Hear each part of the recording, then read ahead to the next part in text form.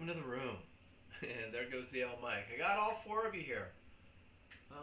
Good morning, Amika. That's a new name for me. Welcome to the room. Andy V, nice to see you. Sergio, Victor. Guys, can you hear me okay? I'm trying to make sure that coming through loud and clear. Awesome.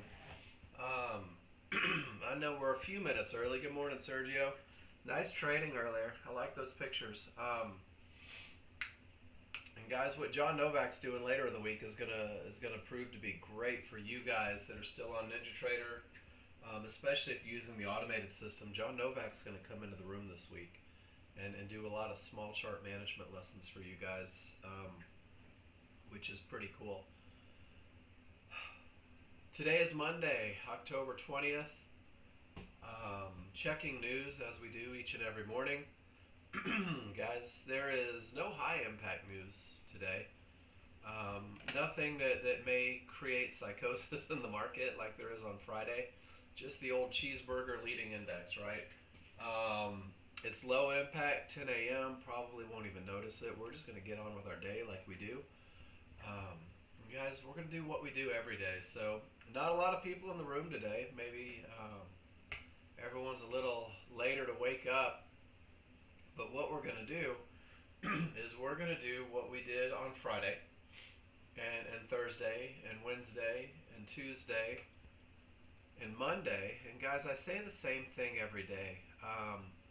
And I was putting together Friday's highlight reels, and I think that one of the cool things about what we do in this room is that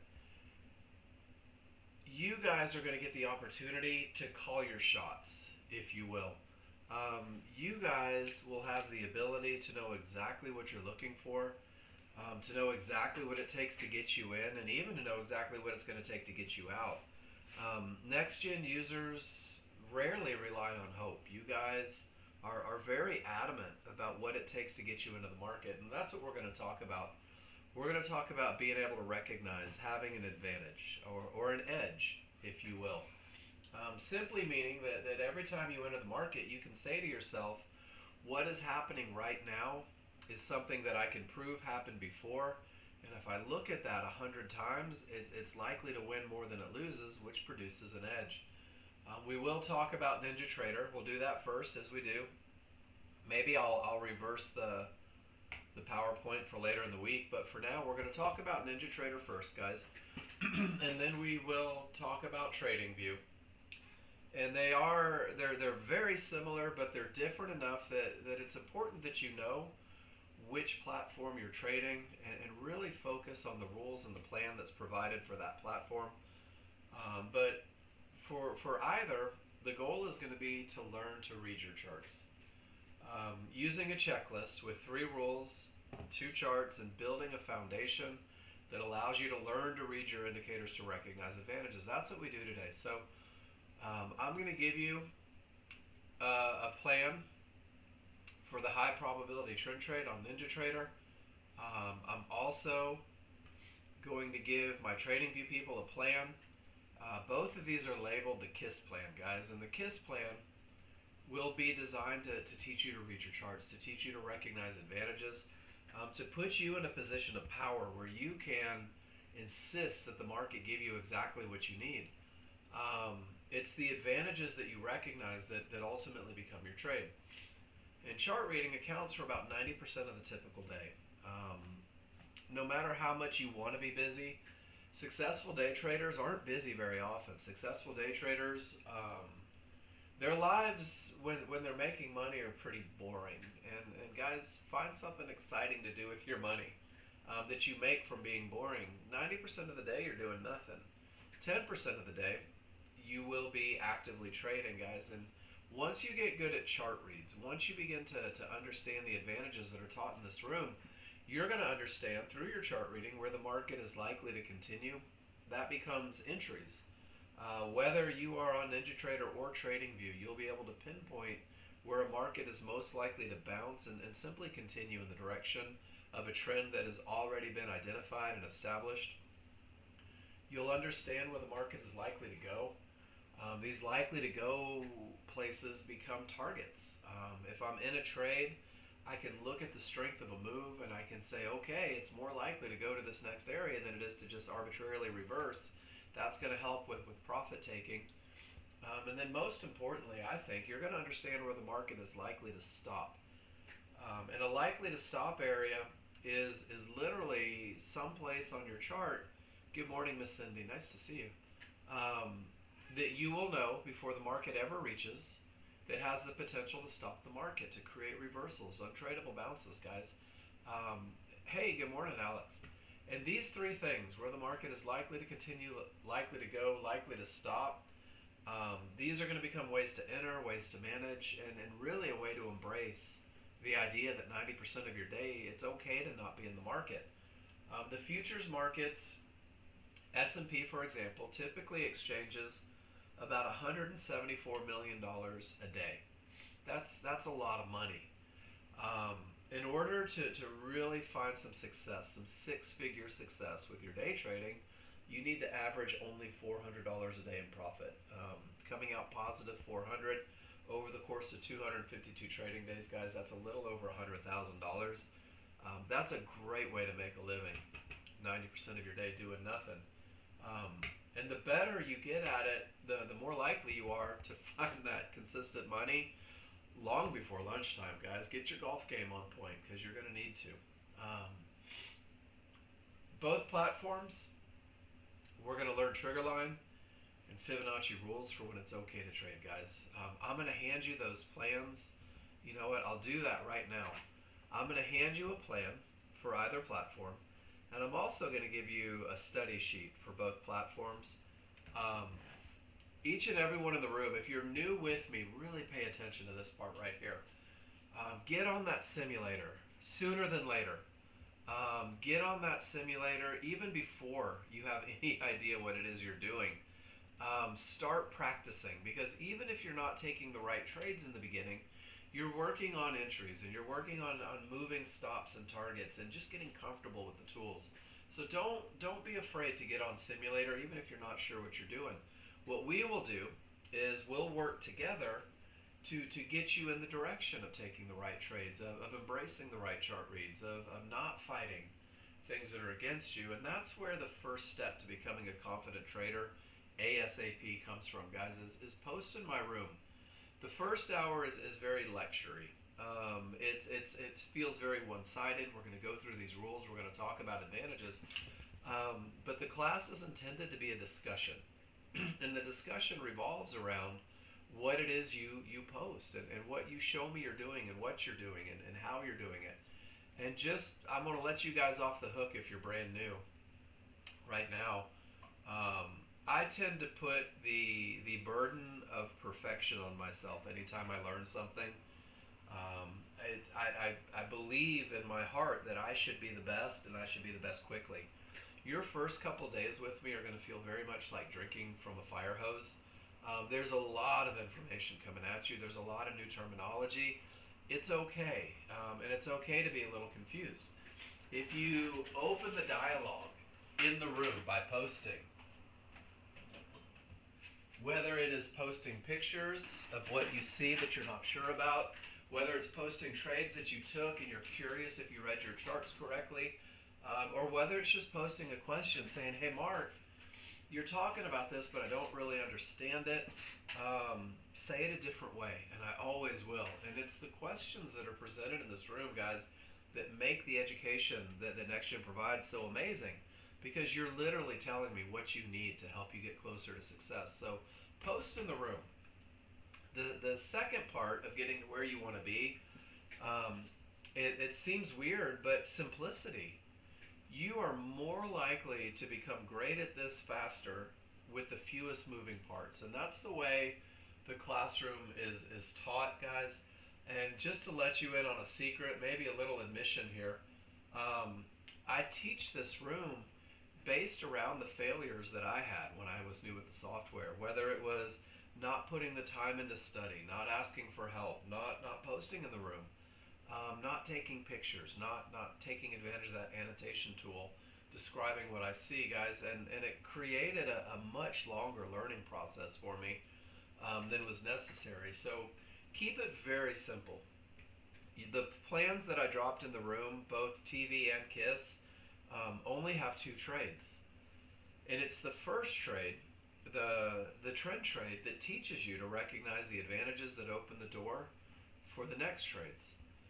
You've got to learn what they look like. What does it look like when my rules are met? Because one gospel truth about the markets is the markets repeat. The markets have a memory. The markets do the same thing every day. So if you are on NinjaTrader, in the green section on the first tab of the plan that I gave you, whoops, that's a really old one. Hold on, I'm in the wrong folder. There we go. The first tab is what it looks like to have your rules met in bright green. Exactly what your chart is going to look like when you have strong triggers, when your path is clear, and how to define your entry. And it also in red shows you what it looks like when the rules aren't met. And it's amazing to me that you could become an amazing chart reader as a brand new user without ever putting the pressure of trading on yourself for the first week if all you did was study the advantages. The patterns are consistent in the client trade section. There is about 500 pictures of Nexgen users who have presented in the room, who have annotated their charts, who have shown off a little bit. Thank goodness. I love it when you guys do that. But each of these pictures is an opportunity to study, because when you click on them, hopefully it's not a dead link. There's a couple of them in there. I apologize for that. But when you click on them, you're going to notice that if you click through 10 or 15, they all seem to look the same. And it revolves around strong triggers and no terminations and areas inside of favorable large triggers. And if you learn this very simple recipe, it really does become pretty easy to find success with the software as a brand new user. Good morning, Master B. Good to see you. The third tab, and this is NinjaTrader sheet, Nexgen tracking sheet, is a place for you to put your pictures. So as you go study these patterns, start taking a lot of pictures. And then finally, both sheets will have a trade tracking sheet. And this is what Nexgen will tell you is the second step in becoming a very confident trader, and it's filling out that sheet. Every time you take a trade, annotate the trade. Talk about what you saw. Talk about why you did it, and most importantly, post it in the room. And when you post in the room, what Pete did is said, hey Mark, this is what I did. And I noticed that the market was in a strong trending market, 30 plus bars in the same direction. And this market had absolutely nothing in the way. And Mark, they weren't giving me a pullback for a trend trade. So I chose to embrace momentum and clear path. I let my small chart clear anything that could create a bounce. And I took some amazingly fast profits just riding that momentum and clear path. And I'm going to high five Pete and say, Pete, what a great look on the large chart leading you to a beautiful entry on the small chart, and great job recognizing the loss of momentum in a momentum style trade. And every time you post in my room, guys, you get that feedback. What you did well, maybe where you made a mistake, but my promise to you is that I'll teach you, I'll give you a plan to fix the mistakes you're making. And very often the conversation that we have about your mistakes is what helps you avoid those mistakes in a long-term scenario. The other thing feedback from class will do for you is you'll start to see the same feedback repeated. Whether it is, hey, great job, this is your look, get it into your picture section, learn that pattern, this one you can prove wins more than it loses. Or most likely, and this is a little page out of my book, maybe you're trading into those termination conditions. So what I'm going to do is I'm going to help formulate a plan for you that keeps you focused on that thing that seems to be taking success from you, that seems to be producing losers, and we'll work together for you to get better. So post in the room, use that spreadsheet, guys. Take advantage. Take a lot of pictures. The people who take the most pictures, the people who present the most pictures, those are the people that are getting where they want to be the fastest. And if you look at my picture count, I like to share this because I'm not the guy that just tells you to stay busy to keep you busy, guys. I've got 9,100 pictures for 2025 so far. I've got almost 17,000 pictures in my database here. Pictures of trades that I've taken, of trades that you've taken, annotated charts. If you went through these 17,000 pictures, you'd be an old man by the time you were done. But it's repetition creates that recognition. So we're gonna start with NinjaTrader, guys, and I'm gonna let you know it's only 3 rules. And whether it's NinjaTrader or TradingView, there's only 3 things on your checklist. I'm very much a minimalist. I'm very much right-brained, and I've done everything in my power to keep it as simple as I possibly can for the new users. This is where I encourage you. Don't focus on the money. Guys, the money is a byproduct of the process. And if you're scared to lose, if you're worried about whether or not it's going to win, I'm going to let you in on a secret. You'll never know if a trade is going to win or lose. But what you can say is that if these 3 rules are true, I have the best opportunity for success. And guys, this is your high probability trend trade. It's only 3 rules. When each rule is met, it creates an advantage. And it's the 3 advantages that create a trade. It's not your desire to win or your need to pay bills. It's simply a pattern that is described through rules that can be proven to win more than it loses, guys. And these 3 rules only take 2 charts to recognize, and just again to really embrace simplicity. It takes the first bar on the large chart, on the big chart, on the slow chart, and in that first bar, you will be able to define the direction of the market, knowing which way your highest chance of success comes from. You'll be able to define the momentum in the market, and that's a byproduct of rule number 1 being true. And you'll be able to define the areas in the market that could stop it, that could create bounces, that could reverse it completely. And guys, you're going to know all of this information on the most current bar, the first bar. And with a little bit of practice, your large chart read should take you about 3 seconds. And I know that sounds, no way, the market's moving too fast. Not if you study these advantages. Inside of that 1 bar, because it is such a large time frame, such a slow-moving chart, your entry chart provides an X-ray, if you will.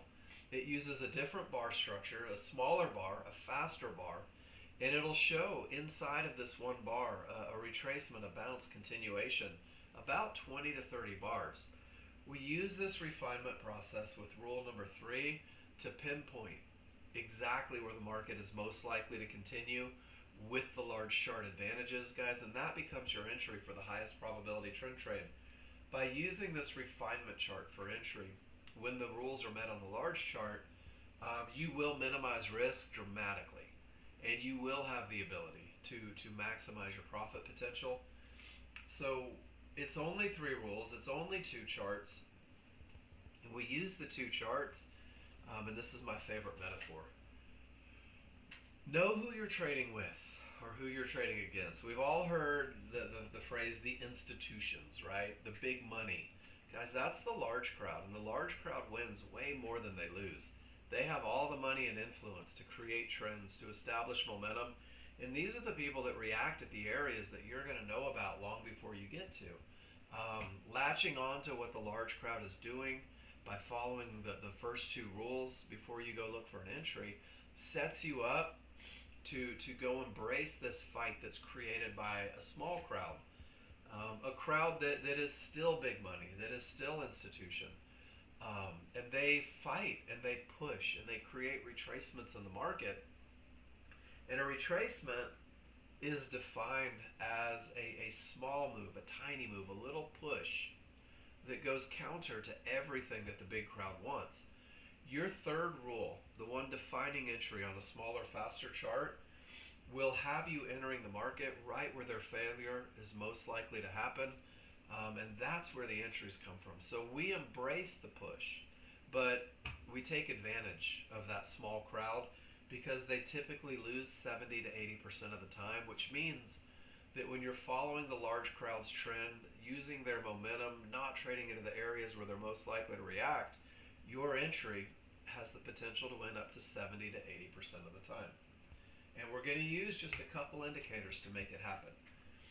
Um, and I just want to apologize, guys. I'm sucking wind. It's been a rough weekend. So if I have unusual pauses and sniffs and deep breaths, just one flat out blanket apology to the room. Both charts will have areas. Areas, horizontal lines on your charts, guys. Don't overthink them.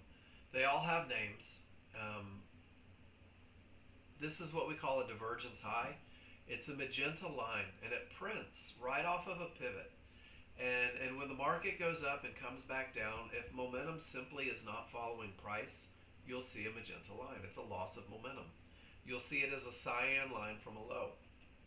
You will see Fibonacci resistance, Fibonacci support, yellow 1-to-1s. Those are the names. And if the market is trending up, divergence highs, Fibonacci resistance, and yellow 1-to-1s may all behave as resistance.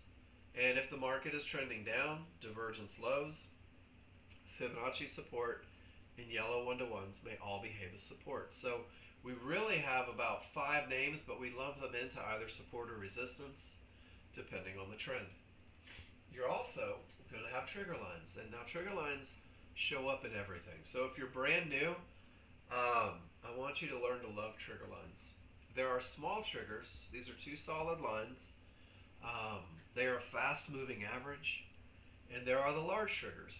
It's 2 lines dashed, and these are a slower-moving average.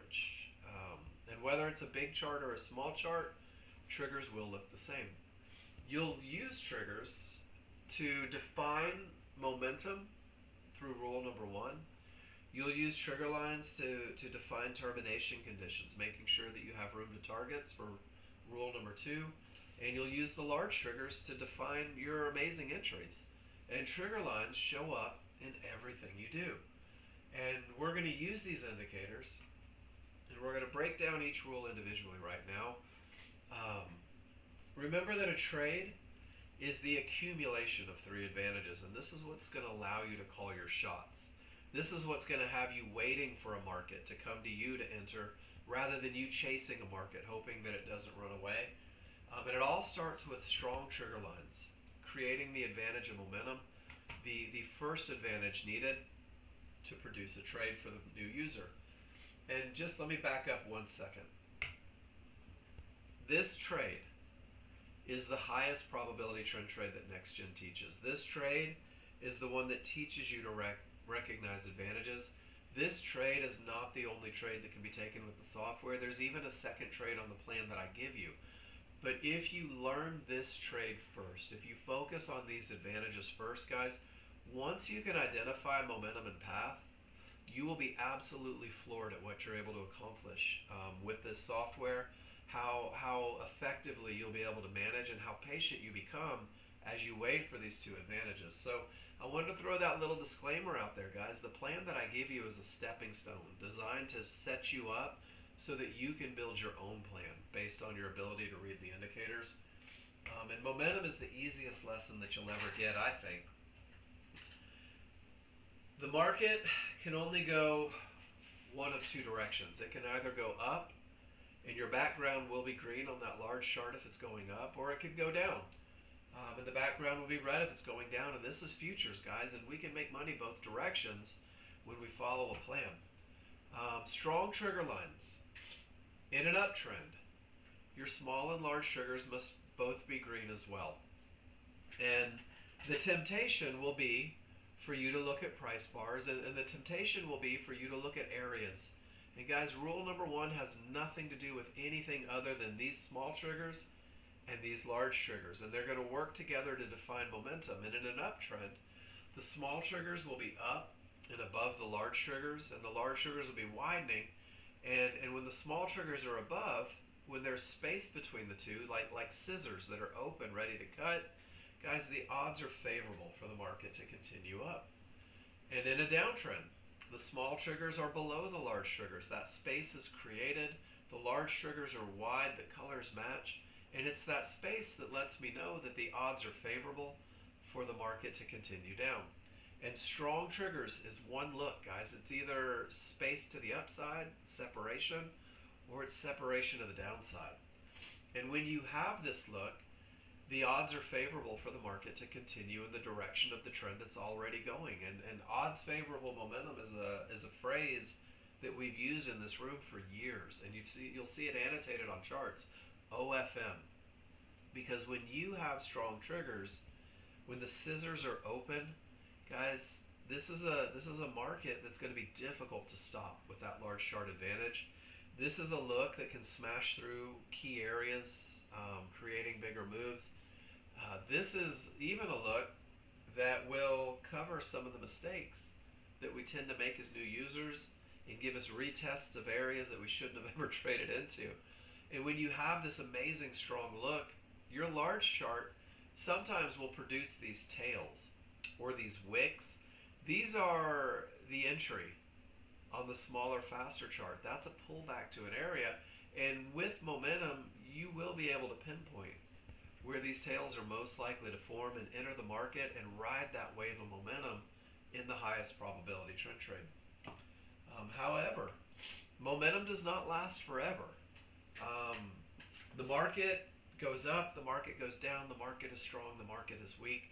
And guys, when your small triggers work their way back inside of the large triggers, this is weakness. And when I have weakness, anything can happen, up or down. And I want you to think about that.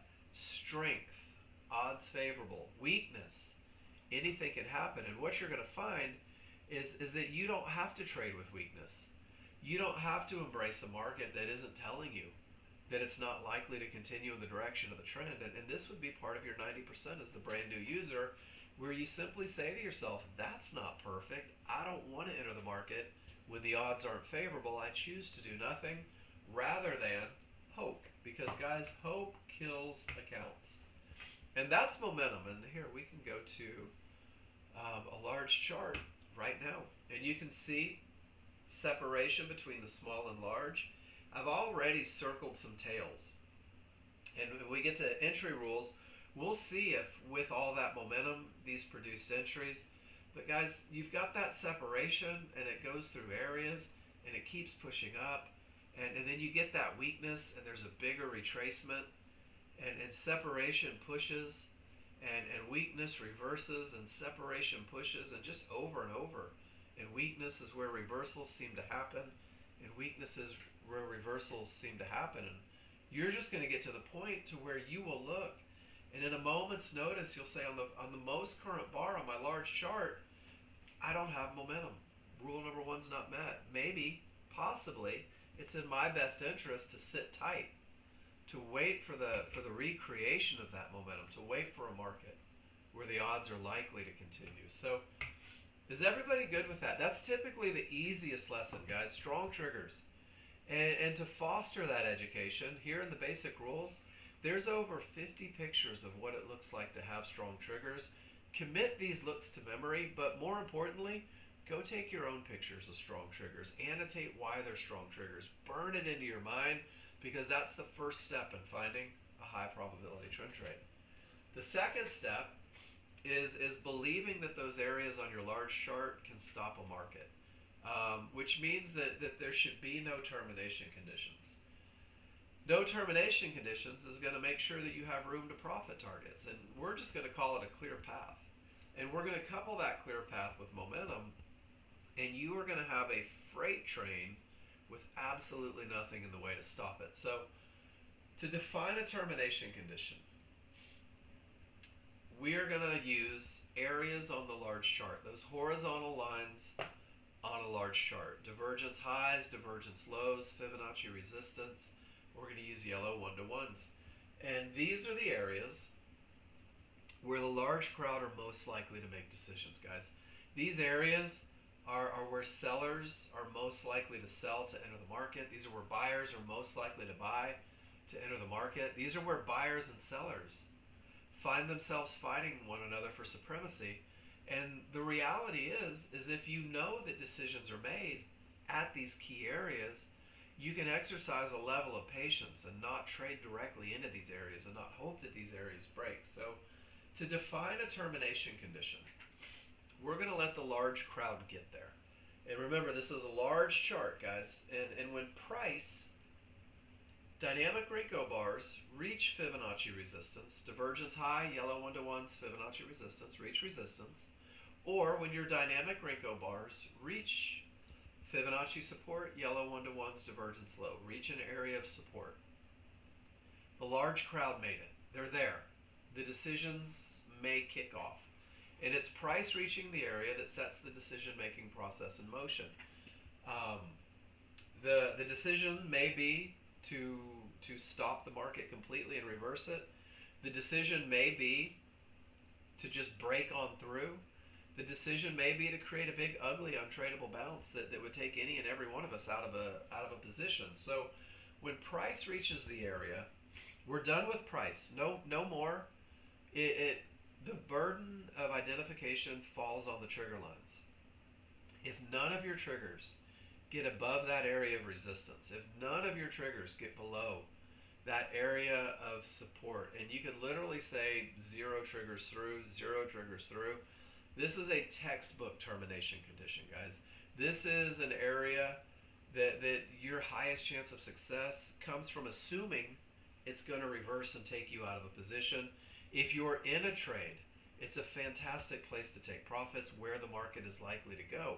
But if you're not in a trade, rule number 2 says absolutely no trades into these termination conditions because it increases the likelihood of success for you. When you don't trade directly into an area that can stop the market, you're not putting yourself in a position to hope that area breaks. And rule number 2 is a byproduct of thousands of pictures of the market reaching areas, of triggers not breaking through, and of that market reversing or creating big ugly bounces that ruin your good time. So rule number 2 says absolutely no trades, guys. And this is what it's going to look like in the moment. You're going to see price reach an area, and you're just going to ask yourself, where are my triggers? And if the answer is below that area, above that area, I'm going to sit on my hands and wait and see what happens. Does that make sense? That's your termination condition. 0 triggers through, no trades into the area. And if you let it be that simple, life gets pretty easy. But areas break, just like we saw in the picture over here. Areas break, guys, just like we saw in a live market. Areas break all day long, otherwise we'd be caught in a range. And this is what it looks like as the area breaks. So what I did is I color coded based on the number of trigger lines through the area. And if the answer is 0, it's a termination. Assume you will take a loser if you take a trade into that area. Is it true all the time? Of course not. But this plan is designed to optimize your chances of success. If 2 of your triggers get through the area in question, that area of resistance, that divergence high, it's still the red flag for the new users. That area now has the potential to break, but with only 2 triggers, it's less likely to break. It's not your highest opportunity. That comes from 3 trigger lines getting above the area. Both small, 1 large, and now we're in yellow. And yellow means yield, it means caution, all those things that are universal, because the area is still not broken. The path still isn't clear. The rules still aren't met for a high probability trend trade. But this look will probably be the majority of your trades. And this is what we call a 50-50 look. And this is the second look on the trade plan that I give you. And you would literally be trading the potential of that area to break. And because it's only potential, your ears should prick up and your management hat should go on. And you should say, all right, I probably need to manage this one a little more assertively because it still is not the perfect trade, but a lot of opportunity there. I'm going to give you entry directions. And then finally, when 4 trigger lines break through an area, now the path is clear. And when the path is clear, it remains clear until you reach the next area. And this is the best of the best. And when you have momentum and you have a clear path, as you do right here, that tail becomes the easiest trend trade that you will ever take. So you can get a clear path from a breakout when 4 triggers roll through, Or you can get a clear path when the market stops, reverses, and puts nothing in your way. And this look right here is the easiest trade you could ever take, the highest probability trade you could ever take. And it's just momentum, and it is a clear path, and that's what leads you to go to the small chart. That's what leads you to find the entry, guys. Having momentum and path is the world's greatest foundation. It is 100 feet of concrete for you to build your trading skyscraper upon. And once you understand momentum and path, Pete, I'm going to put you on a pedestal real quick. Once you understand 4 triggers beyond the areas, once you understand the advantage of momentum, guys, you'll be able to say, hey, I'm going to use that momentum and path. I'm going to find a way to make quick money in between those trend trades. And that's kind of a great example of how you'll be able to do that based on your chart reading using those 2 core advantages. So is everybody good? I always ask, is everybody good? Give me a Y if you're good. Let me know if you're good. Because if you're sitting there completely confused, guys, I want to cater to you. I want to make sure that you're getting the lessons that you need. I want to make sure that there's an understanding that you're like, oh my gosh, momentum and path. The hair on the back of my neck is standing up. I'm so excited about this look. And if you don't understand it, I want to repeat it. Brand new users, demos, first weeks, first months, people working on plans, this is your class. Take advantage. When you have your large chart advantages, there is a very definite phrase for entry, guys, and I'm going to type it in the room right now. You will use a limit order, and that means that you're actually going to wait for the market to come to you. You're going to call your shot, and you will buy or sell a pullback, and that pullback, before I finish typing it, and this is going to come up in the chat box, that pullback, guys, is that small crowd fight. That pullback, you're lost, Amika. Is it day 1? Is it? Yes, you should be lost. And I know that sounds weird, right? But this is your freshman year of college, and you just walked into a trigonometry class, and you're terrified, and you're not sure on the language. Thank you for posting that. And that's not easy to post. I know that it's not. The way this room is taught is the idea, and you'll recognize this tomorrow, that I say the exact same thing every day. That I talk about every day, this one look that provides momentum. And I say it 100 different ways, and I show it in pictures, and we talk about it. And then once you understand the idea of momentum, and here's the 3 rules for the trade that we're learning right now. Once you can focus on this one thing, and I encourage you, don't look for the money yet. Don't look for the trade. Look for the momentum. And the momentum is the same look. And here's over 50 pictures in that spreadsheet that I gave you. You're going to take that idea of momentum, and you're going to learn to couple it with a clear path. And that clear path is what leads you to what we're going to talk about right now, which is the entry. So for all of you brand new users, we're not talking about a trade yet. We're talking about advantage recognition. So I encourage you, Amika, take the first couple days, learn the names of these areas. Just learn the names. Don't worry about whether or not you know how to use them. But this way, if you learn divergence high and you learn divergence low, now you can follow along with the language that's used in class. And do the same thing with trigger lines, please.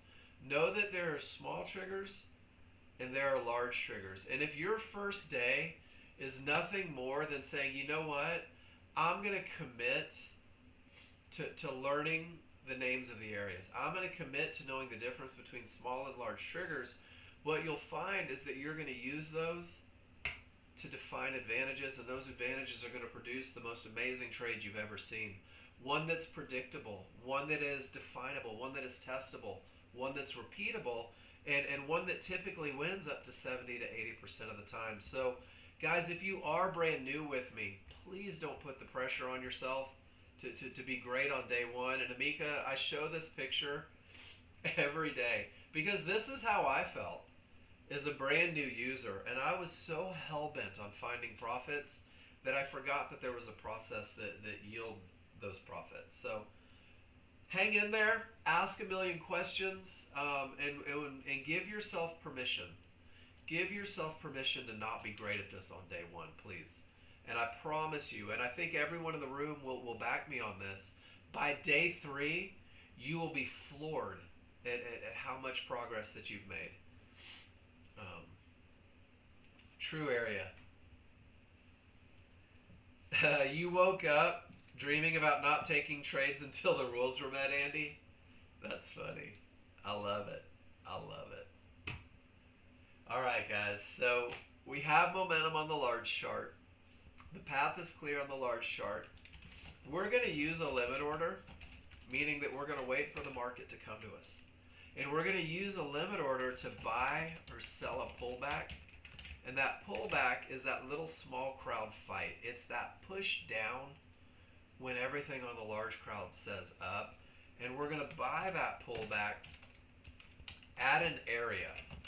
And this is why learning those names is so important, guys, because we're going to use a fib, we're going to use a mid band, or we're going to use a yellow 1-to-1. And that's where areas originate, because the same way those areas on a large chart can stop a trend, they can create a bounce to go in the direction of the trend. And we're going to use that limit order to buy or sell a pullback in an area. And the most important phrase that you can learn for entry, guys, inside of triggers. And if you write that down, if you write down that you are going to use a limit order to buy or sell a pullback in an area inside of triggers, you're going to know where your amazing entry comes from before the market ever even gives indication that it's on its way down to it. The market's going up, and there's your pullback. There's your tiny little retracement, guys. And if you're a math person, and I'm not by any means, if you're a math person, you know that there's a phrase called regression to the mean, which means that numbers typically return to the average. And these trigger lines are your moving average, and you can use them to define where the retracement is most likely to go. And when they are stacked one on top of each other, you've got two large triggers on your small chart. When they're overlapping, it looks like two snakes riding piggyback, right? Lay your hands one on top of each other. That's favorable large triggers because it creates the absolute smallest range where the retracement is most likely to occur. And then when you put Fibonacci support or resistance, a mid-band or yellow 1-to-1s, right inside of that retracement zone, what happens is the market has a place to bounce. They're like brick walls and price is a tennis ball, and that is where the market is most likely to continue with all of the large chart advantages. So the entry pattern is a pattern. And it's a pattern that repeats itself, and it's a pattern that you're going to recognize happens day in and day out. Whether you are trading crypto or stocks or whether you're trading futures, guys, everything begins with a reversal bar on the small chart. The reversal bar is the indication that the pullback has begun. The reversal, that little push has begun. You will define where the pullback is most likely to go using these large and synthetic triggers. The large triggers are smooth. They are the 5-1 large triggers, and you can use them to define momentum in the move as well, that separation between the small and large. There's an extra set of large triggers that look like they have steps, and these are synthetic triggers, guys. And the synthetic triggers are nothing more than the large triggers from the large chart. That's all they are. They've been superimposed over onto that smaller, faster chart. Remember we talked about that tail. That tail is this pullback. We're defining where the pullback is most likely to go with trigger lines, but we are defining where it's most likely to bounce based on areas inside of triggers. Fibonacci support for this long trade, mid-band, or yellow 1-to-1s. And when you learn that phrase, buy a pullback at an area inside of triggers, the accuracy becomes overwhelming, guys. The accuracy becomes pretty amazing, astounding, whatever word you want to use. So in the entry pattern, first everything is going up with nothing in the way. This is where you're going to have to sit on your hands and be patient and learn to trust the pattern. The pullback begins with the reversal bar, and you can say, without hesitation, the pullback is most likely to go to the bottom of these triggers, somewhere from the top to the bottom. That's where the retracement is most likely to happen. But trigger lines aren't bouncy. They never have been. It's the areas inside, whether it is a mid-band, whether it is a yellow one-to-one. It's like a tennis ball hitting a wall. And the market may bounce off of these areas inside of triggers because of the large chart advantages, because of the momentum, because there's nothing in the way. Your job, should you choose to trade the high probability trend trade, is to activate a limit order just above the highest point of support, closest to the reversal bar, and this becomes your entry. This becomes the best of the best entry. This is the highest probability entry, and all it is a pattern. Reversal bar, define the retracement. Where's it most likely to bounce? Get in closest to the reversal bar. And because you have defined where the retracement is most likely to go, because you can define through rule number 3 where the market is most likely to bounce, you will learn to ignore any areas beyond those triggers, beyond the retracement zone. Any fib, any mid-band, any yellow one-to-one below those synthetic or large triggers for a long trade, this is where the market should not go. This is outside that window for entry. And once you get beyond those triggers, you don't know if, when, or where the market is likely to continue up. And the great thing, and Amika, I don't know if you've ever traded futures, you can make money both ways. Even in a downtrend, when your 401k is trembling in its boots, we're looking for the exact same patterns. And it starts with large chart advantages, momentum, and clear path. And when I have both, I'm going to wait for the reversal bar. And with about 5 days of study on entries, you're going to begin to anticipate the reversal bar. And before it ever prints, you're going to say, if I get that reversal bar, I know exactly where the market is most likely to retrace, somewhere inside of those triggers. I know where the market is most likely to bounce, that area inside of triggers. I'm going to activate a limit order and wait just below the lowest point of resistance. And I know that if the market gets beyond that area inside of triggers, if the market blows through those triggers, the advantage of rule number 3 is no longer in play. I don't know if, when, or where that market's going to go down. And you're going to be able to use that idea, and this is right in the KISS plan for you, for initial stops. And initial stops will be placed where the market should not go. If this is really going to be a high probability trend trade winner, then the market should bounce from an area inside of triggers and continue down. And the market should bounce from an area inside of triggers and continue up. And guys, you are going to be so enthralled with the accuracy that your initial stop will go 4 to 5 ticks beyond those triggers, where the market shouldn't go. And the one part about day trading that nobody likes is that day trading is all about probabilities. Good morning, Paul. And if the high probability trend trade can be tested, it can be repeated, and it can be proven to win, we'll say this, to give the potential to win 70 to 80% of the time, then mathematics tells us that this is a trade that will lose typically 20 to 30% of the time. Does that make sense, everybody?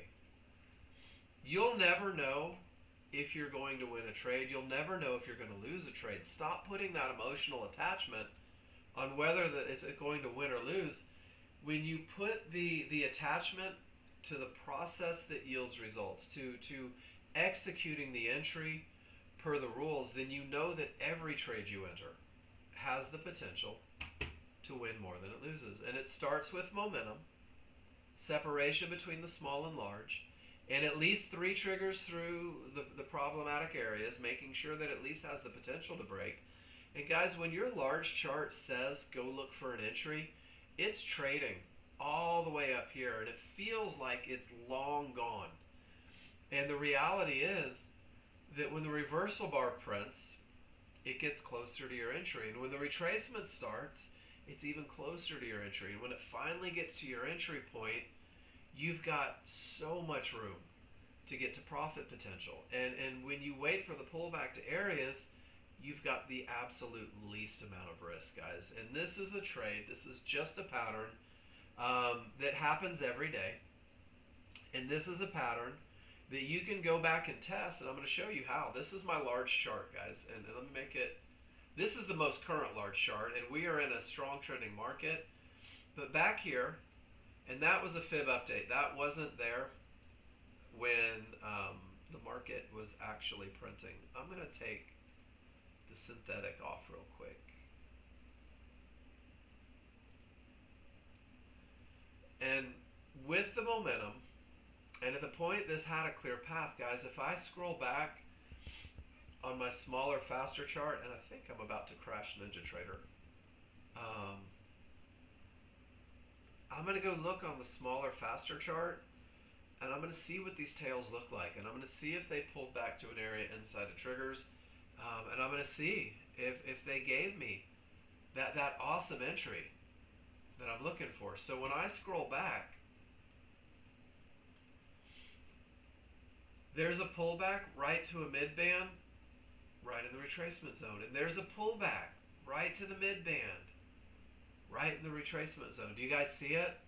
And even over here, it pulled right back to the mid-band and continued down before it failed. And there's a rule, 3 divergences in the same price range could terminate a trend. And 3 divergences in the same price range can stop the forward progress of the market. And guys, I want you to see.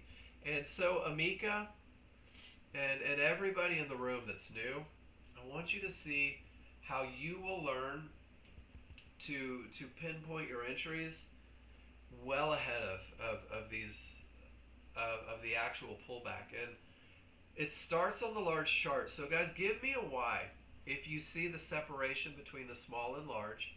It looks like open scissors, the momentum is present, and rule number 1 is met. It's pretty. That's a market that's going to be hard to stop. And now this market did reach a mid-band, but the mid-band is only a termination condition if the large triggers are looming a full bar away. So at this point, we also have a clear path. And so far, life is pretty good. On that pullback, you see the area is way below. So check it out, Sergio. When the rules are met on the large chart, your small chart looks like this, guys. And if you learn that phrase, and I want you to see this, and I'm going to take a picture, and I'm going to write that one phrase that I encourage you guys to learn. If I'm going to use a limit order,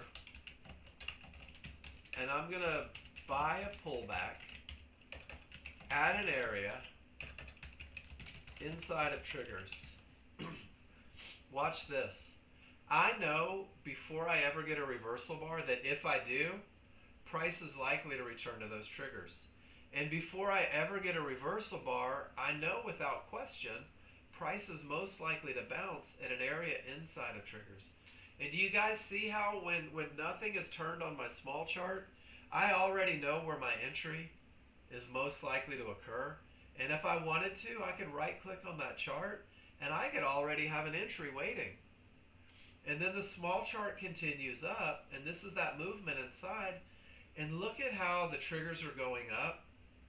And I still know that price is most likely to return to these triggers. And I still know that price is most likely to bounce at the highest point inside of those triggers, the highest area. And before the reversal bar ever prints, I still know exactly where my trade is most likely to occur.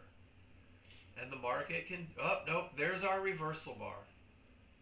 And at the time of the reversal bar, guys, from the highest point of the triggers to the lowest point of the triggers, and watch this, from the highest point of support to the lowest point of support, ladies and gentlemen, your entry point is 1 tick wide. It is a mid-band and only a mid-band. And I'm going to wait a tick or two above that mid-band and say, if the small crowd can make it down, if the small crowd can reach me, I want to be in this trade. I want to be in this high probability trend trade. That's the best of the best trade. This is where the market is most likely to bounce. And I knew about it for 30 minutes. We started looking at the push up at 712. We got our entry at 742. You will call your shots. And you'll know without question the market could retrace to these bottom triggers and you won't panic.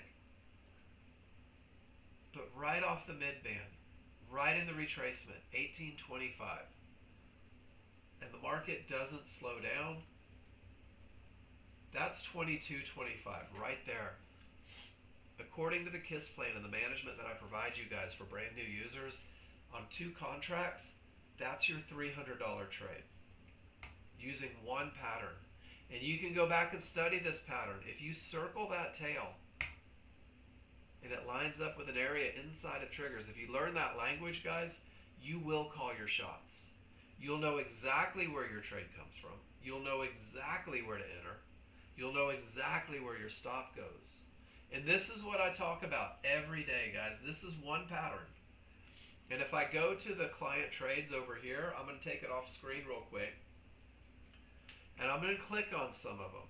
And so, you guys that are brand new saying, what the hell is he talking about? I don't get it. All I'm describing is a pattern. And when there is momentum, and there's nothing in the way, you'll be able to define your pullback to an area inside of triggers, and this becomes your high probability trend trade entry, guys. And Amica and Lecanudo, that's a new name for me. Who else is new in here? Guys, this trade was executed in 2022. In 2022, momentum, clear path, pullback to an area inside of triggers was the defined entry by this user. And if I click on another one, in 2021, it was momentum, potential to break, and a pullback to an area inside of triggers. Guys, this was 4 years ago. Hey, nice to have you in the room. And if you don't understand this trade on day one, congratulations, you're human, guys. But look at the momentum. Here we go again. Momentum, path, pull back to an area inside of triggers. And one of the things that you'll notice is that these trades were presented in the room, and they talked about their strong triggers, and they talked about nothing in the way, the same we just talked about it, and they defined their entry at the mid-band, and they said target reached. And they used the spreadsheet right from the plan that I gave you and defined the perfect entry. And the rules are met. And the trades are amazing, guys. And this is what you're going to do every day. You're going to say, well, price reached resistance. And I'll be darned, it stopped the market. And it created momentum. And if the market pulls back to an area inside of triggers, we just missed it, there's the potential for this market to go down. And my stop has to go where the market shouldn't. And isn't that everything that we just talked about? And guys, I don't know if it'll win or lose. I don't know if this trade is going to make it to targets, but what I do know is that with momentum and with nothing in the way, I can define right where the market is most likely to bounce. I can define precisely where the market should not go. And guys, this has been a strong trending market, and I'm just going to try to take a little piece here. And if I get a reversal bar, I'll reduce my risk above that reversal bar. That's in your KISS plan. And if it hits my first target, guys, that'll also be my reversal bar. That'll be $100 in the account. There it is. I'll go break even, and it either hits my second target or it stops me out for a $100 winner on this trade. And guys, this is everything that we've just talked about together in the room, and it just presented itself live. And we've already made money on the first contract, and we've got absolutely nothing to lose. And I sold this market 3 ticks from the high tick, ladies and gentlemen. 3 ticks from the high tick. So if you don't know how to identify it yet, you will, because this is a pattern that repeats itself day in and day out. And this is the pattern for new users that teaches you to recognize momentum. And this is the pattern for new users that teach you to recognize a clear path. And this is the pattern for new users that teaches you to enter the market where the market is most likely to continue with the trend. And even without this bar completed, we're still on the same down bar. You have already entered, gone break even, made money, and it may come get us now, and that's okay because you made $100. You have nothing to lose, my friends. And this is what I teach every day. And that was a $100 winner in about a minute of your life, guys. It takes 4 of those to put you in a 6-figure income. How is that for fortuitous, guys? That is Ninja Trader. That is the high probability trend trade. We just saw it. It was beautiful. Let's click on a short trade from years ago. Here's one. And I want you to see this. And this particular trade was 2022 on the January contract of crude oil. And it had momentum, and the path was clear, and it pulled right back to the mid-band inside of triggers. And there was the target. In this particular trade, they're running to their second target. And does this entry right here look exactly like the entry we just took? You darn right it does. So guys, a trade is momentum plus a clear path and a well-defined entry. And when you see all 3, you know that it's a high probability trend trade. And if one of your advantages goes away, it's a medium probability trade, and it needs to be managed. And if 2 of your advantages go away because you're focused on advantages, not money, you may say to yourself, this is low probability, I choose not to enter. And guys, here's the best part about being a day trader. The best part about being a day trader is that you're in control. Hey, Morgan, good to see you, man. You're in control. You're not in control of whether the market goes up or down. You're not in control of whether a trade wins or loses, but only you make the decision on whether or not you pull the trigger. And if you learn to pull the trigger based on advantages, you can enter the market with an edge. And when you know what's working for you and you know what's working against you, it's going to help you make decisions not only on whether you want to enter, but also how assertively, how aggressively you may need to manage that trade. Because if it's not the perfect trade, getting paid and break even makes a lot of sense, guys. And in the plan that I gave you, in that KISS plan, once you learn the high probability trend trade pattern, it goes into the management right there. That's how we just manage that particular trade. And it leads you to that potential to break trade. But it all starts with core advantages, with the best of the best. Are there any questions about the high probability trend trade? Look at the market retracing back to the large triggers. We actually made $100 in a trade that failed. I love that. And go study it, guys, and post in the room and ask a million questions and find success with it, the way so many users have for the last 20 years. And now we're going to go to TradingView. And TradingView is different. And TradingView is not NinjaTrader. It uses different bar structure. It has different rules. And it's important. If you're on NinjaTrader, guys, your NinjaTrader rules were just presented. Don't confuse yourself with this. Go stretch your legs. Toast a bagel. And if you are one of my TradingView users, forget everything you heard except for strong triggers, because it's different. But it's also very similar. The indicators, T3 indicators show up on TradingView, guys. There is divergence highs. There's divergence lows. There's one-to-ones. There's mid-bands. The one thing that there is not is Fibonacci. And Fibonacci is amazing, guys. And we've been teaching Fibonacci for almost 30 years now. But until we can program Fibonacci into TradingView, there are options for supply and demand zones. There are free options. There are for purchase options. I personally use the for purchase option because I want every advantage I could ever have when I'm taking trades, when my money is at risk. And there's a company called ChartPrime that does it really well. You can find a link from our website. I'm not promoting ChartPrime, but I do use ChartPrime. And if that means anything to you, feel free to use it as well. TradingView has two sizes, big chart, little chart. But here's the deal. Your 15-minute chart is your large chart, guys. Um, think about just what you can get done in 15 minutes. That's how long it takes a bar to print. You'll notice that my 15-minute chart doesn't have background colors. You'll notice probably that my 15-minute chart doesn't even have large triggers, guys.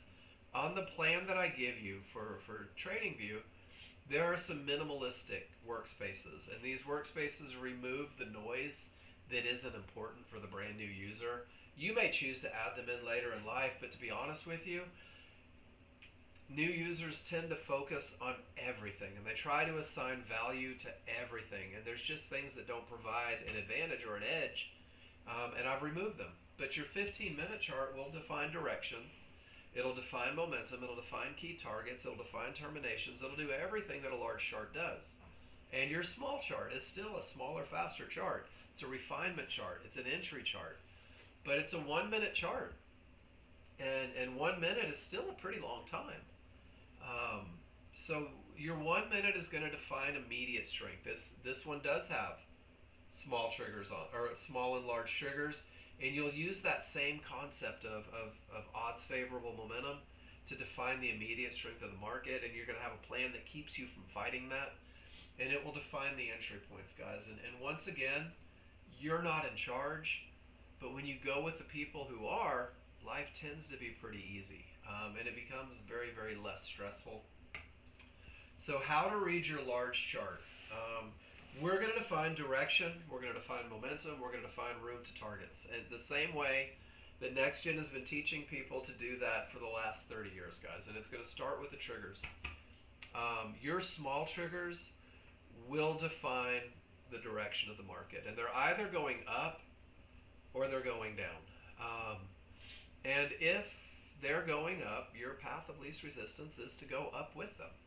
And if they're angled down, your easiest trades are going to come from going down with them, guys. So first, direction is defined, and in this particular picture, the triggers are up on our most current bar, and this is where we're going to define that direction. And then once direction is defined, you'll ask yourself, where is the most current price in relationship to the triggers?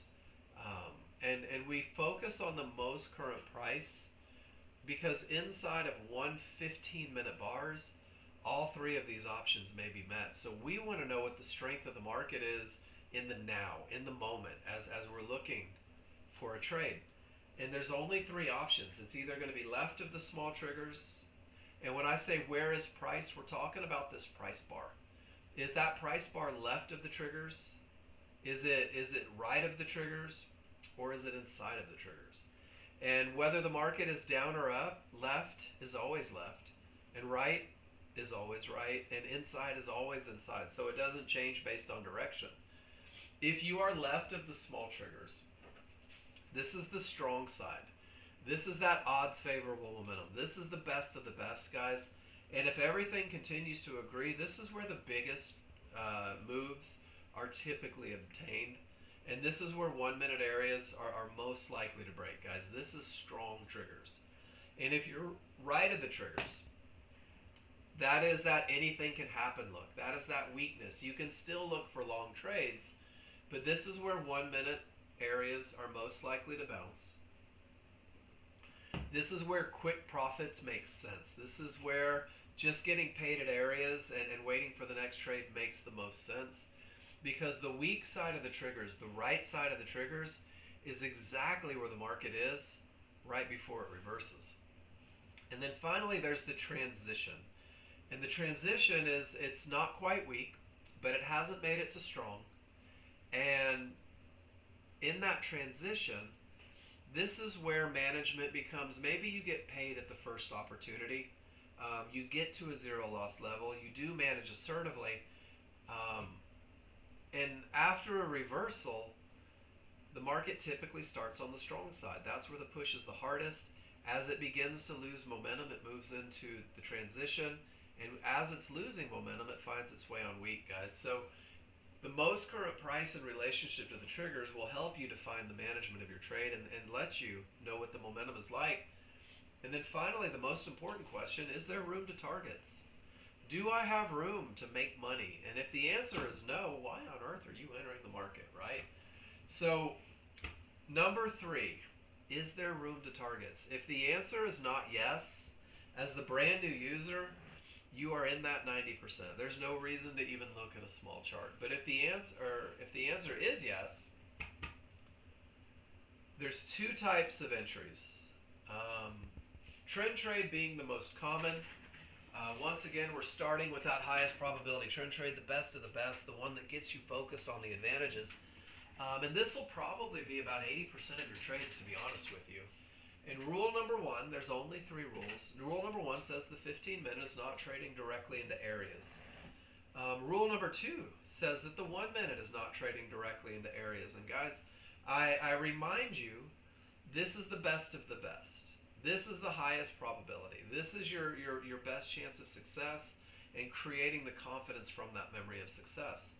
If rules 1 and 2 are met, you'll go to the small chart, the fast chart, the refinement chart.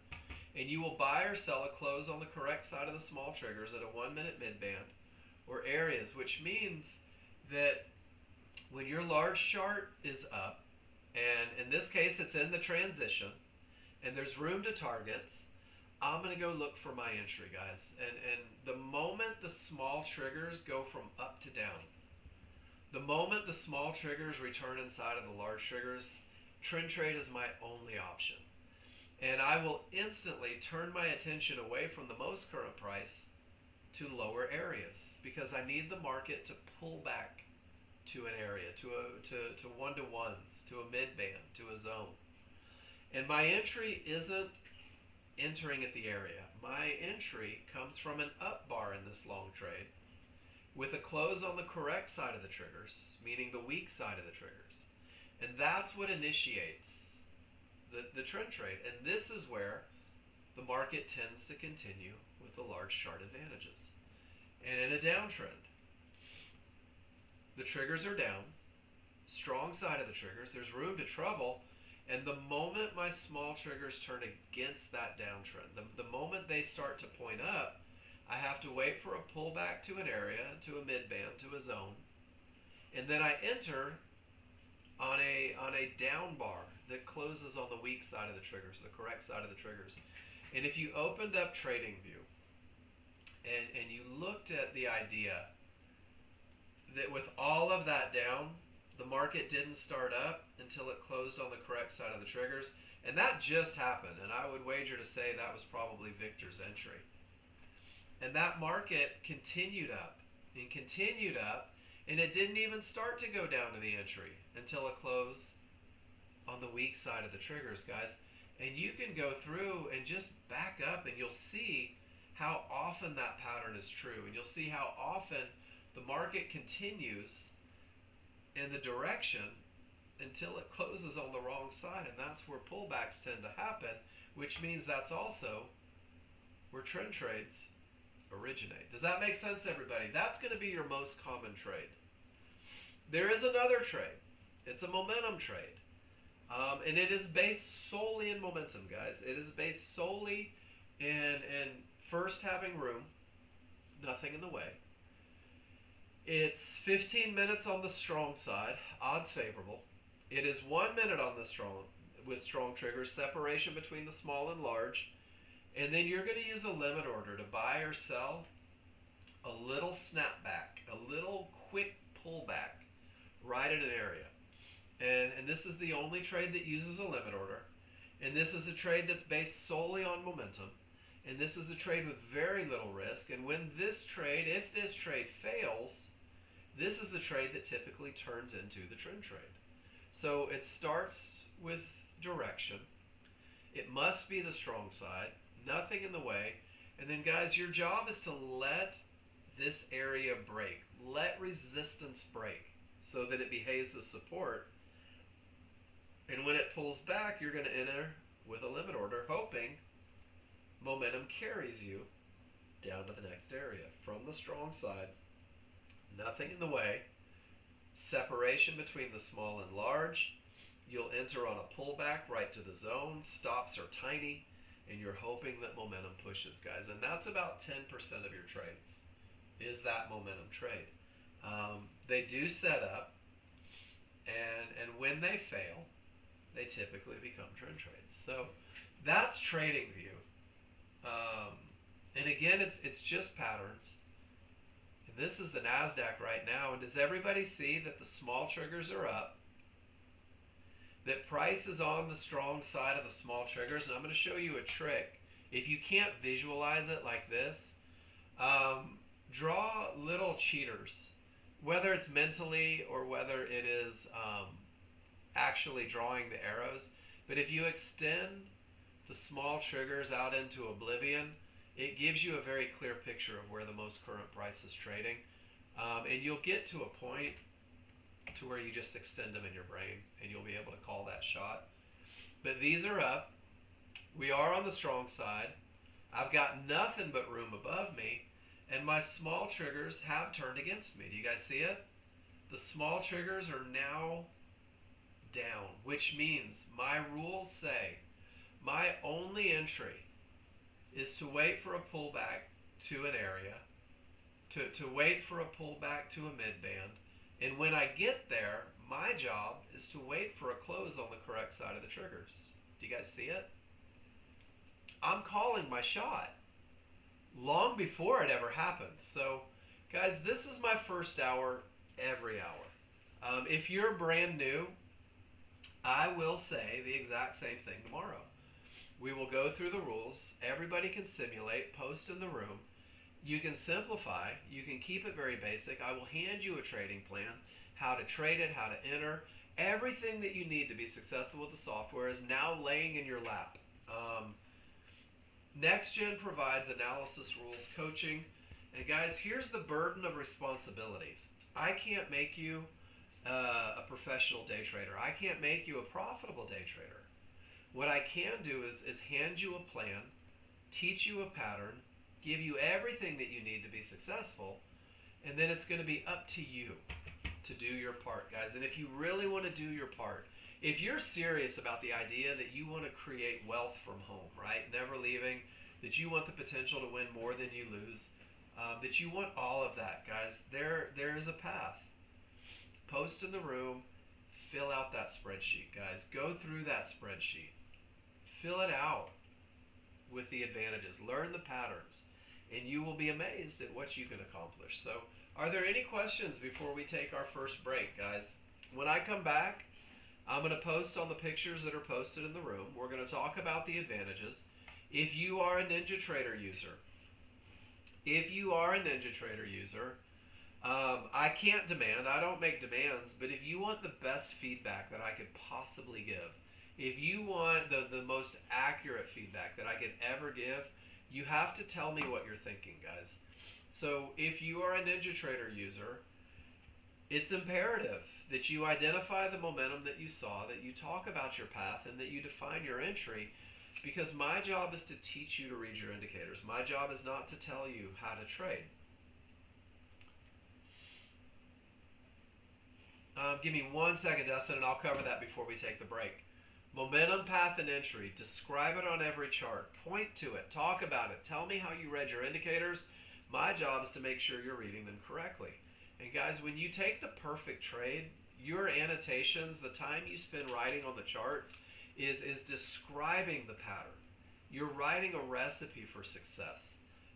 If you are a TradingView user, I want you to define the direction, the relationship to the smalls, whether or not you had path. I want you to define your entry. Tell me if it was momentum or if it was trend. Tell me how you did it. And the cool thing is I will make sure, look at that. Haven't gotten the close on the correct side yet. We'll make sure that you're reading indicators correctly. We'll make sure that you are entering at the highest probability with the least amount of risk, with the most room to trouble.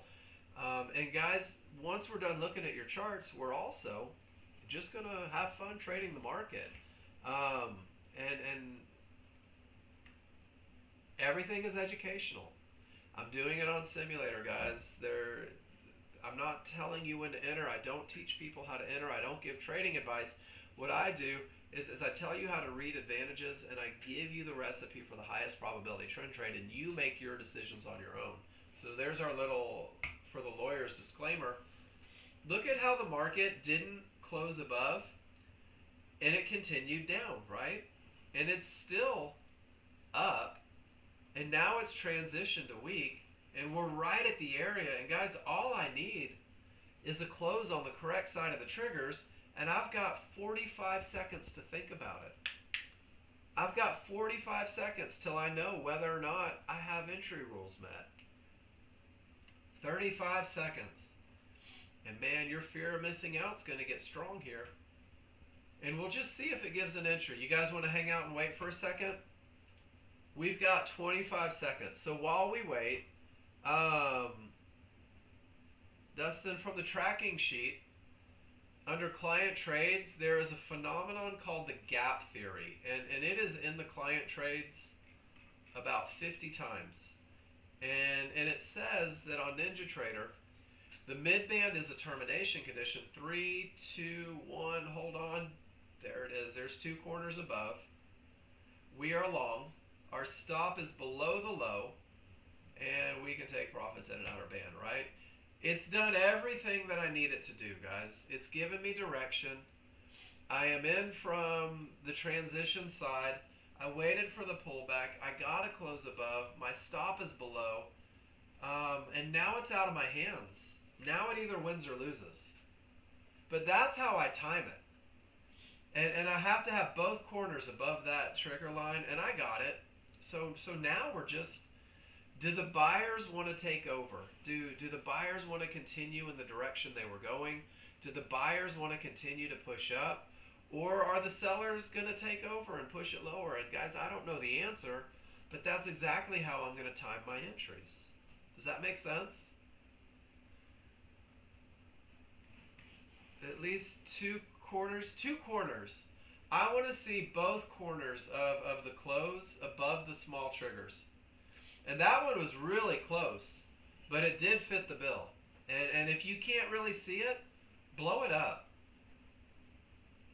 But that is the look. That's the look that says, all right, I'm on the weak side of those triggers. This is where I have the highest chance of the market going up. And again, it doesn't guarantee a win, guys, but at least I've got a pivot to put my stop behind. I'm above the area most likely to create a bounce. I waited for the loss of momentum. And you could even, if you wanted to, take half profits, right? We're in at 28. If I get off at 33, it's $100 trade. It already made it. We're just playing along. 2 1/4? No, 2 corners. Sorry, Trina. Don't make fun of my speech impediment. That's not cool. I'm just kidding. But guys, that is how you'll define entries. And this one looks like it may want to come get us. We'll see. And the idea is that if I'm a brand new user and I see the rules met, I'm on simulator. I'm practicing entries, guys. I'm practicing setting up targets. I'm practicing saying, okay, if this market continues up, it's likely to go to the outer band. There's 2 contracts off already. So there's already $200 in the bank. Heck, you could go break even if you wanted to. It won't let me because it's back down below. Oh, it did. And just go break even if you're worried, right? But that was $200 in the bank right there, guys. So between 2 platforms and 2 rules met trades, we're already up 300. And if you did exit, look at this. We're about to get a close above the small triggers from the area. And I can put my stop loss below the pivot, and I can put my profit target off in the distance, right? And I'm in 4, and if I wanted to sell 2 of them at $100, where was my entry? 30.50. I only have to get to 40.50, and that's it. And if it pushes up with all the large chart advantages, there we go again. There's more money. Rules met again if you missed the first one. I'll go break even a second time, right? And guys, that's your trend trade, live in front of you. All you have to do is learn your rules. Got in and out of the first one, right? Maybe $700 is plenty, and you just exit. And you're like, okay, life is good, and 2 rules-based trades, guys, we're up a little over $1,000 on a 4 lot. And this is what I teach every morning. And there was no reason to exit, but I've drank a lot of water this morning and I need to take a break. So when I come back, we're gonna post on. We're gonna look at everything that was posted. But before we do that, big wrap: the gap theory. When is the mid-band a termination condition? The mid-band is a termination condition, ladies and gentlemen, if price reaches it and the large triggers are a full bar away. So if price reaches a mid-band, it's okay to be awestruck, right? If it gets down to that mid-band area and those large triggers don't follow, that's when it's a termination condition. And let me back it up and see if we can find an actual example. This is the perfect example. Price pushes up, hits that mid-band. Do you see how the large triggers are far enough away to create a full bar? Absolutely no long trades into that mid-band. It is now a termination condition. And with that gap theory, price is most likely to close the gap back to the triggers. That is a textbook example of it. And if you back up, there it is again, right off of a fib. And if you back up, there it is again off of a fib and a mid-band. And if you back up, there it is again, right off of a mid-band. So guys, the only time a mid-band is a termination condition on a large chart is if the large triggers are a full bar away. And Rad, if you go through that trade tracking sheet, there's about 20 examples there, just to help you burn that pattern into your mind. And that is a large chart thing, guys. So, any questions? You guys are killing it so far. Right on. So now you'll have an extra arrow in the quiver on when to do it. Guys, I'll be back in about 5 minutes. When I come back, we're going to look at all the charts. I'm not going to play the trade police. I'm going to encourage you not to play the trade police. We're going to talk about advantages. You leave for Japan for 3 weeks and you have fallen behind, trying to update all the software, clear out all the old charts. Can't seem to find the new updated Auto Trader software. Do I know where you can find that? Was it emailed? Morgan, just get with Jason real quick. Let Jason do it. He'll do it so much faster than I could. Just hop on and let him knock it out. I'm the chart reading guy. But Morgan, when do you leave?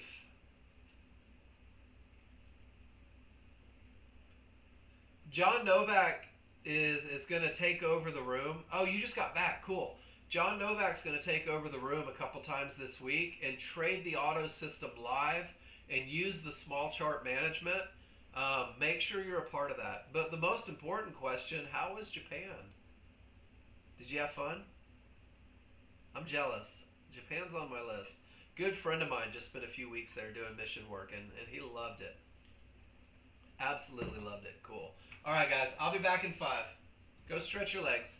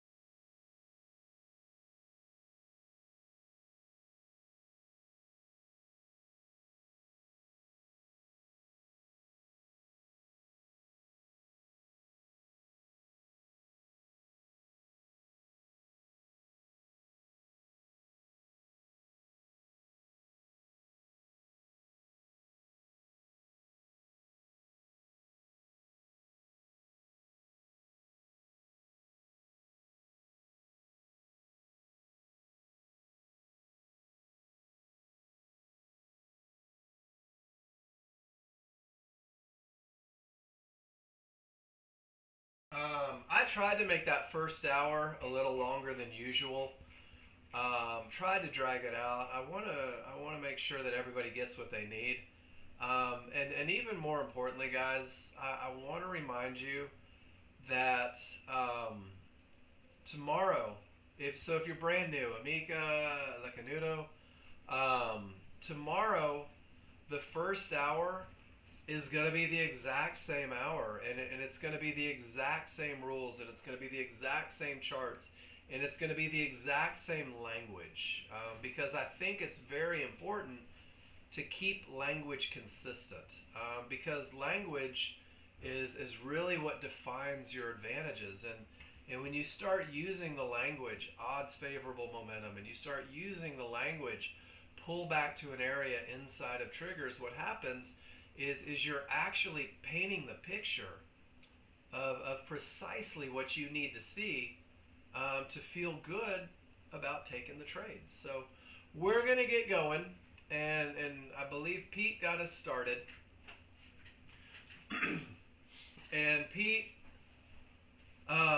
triggers up, and it is strong side. You did let it get above problems on the large chart, but you traded directly into problems on the small chart, which meant that you had to sit through this giant retracement, and there's your perfect entry, and it's $50 better, right? And it's less stress. And then you do it again right into the zone. And sure enough, it holds and bounces again, and large chart led the way, and you make it up to trouble. And it's always your right, guys. It's always your right to not embrace the basic plan. And I'm not the trade police. Trading doesn't have to be worrisome, right? It doesn't have to be a 3-tick trade. Yeah, without a doubt. Well, I don't think this one left you any room either. 57 to 58, you had a tick's worth of difference, right? And guys, a lot of you are doing these jump-in trades, and that's cool. And there's a time for a jump-in trade. And that jump-in trade is most effective when there's nothing in the way. That jump-in trade, guys, that reliance on momentum and path is most effective if there's simply nothing in the way. And there's a great example of it, Pete. With everything down from the strong side, you're getting in, well, directly into one-to-ones rather than letting them break. But when both charts are absolutely screaming, once you get below trouble, there's typically not as much fluctuation. And everybody's going to have their own plan. But the idea that you don't have to trade into an area, that you know about areas that could create a bounce long before you ever reach them, then you can start doing things like saying, hey, look at the triggers going down. It's coming from a termination.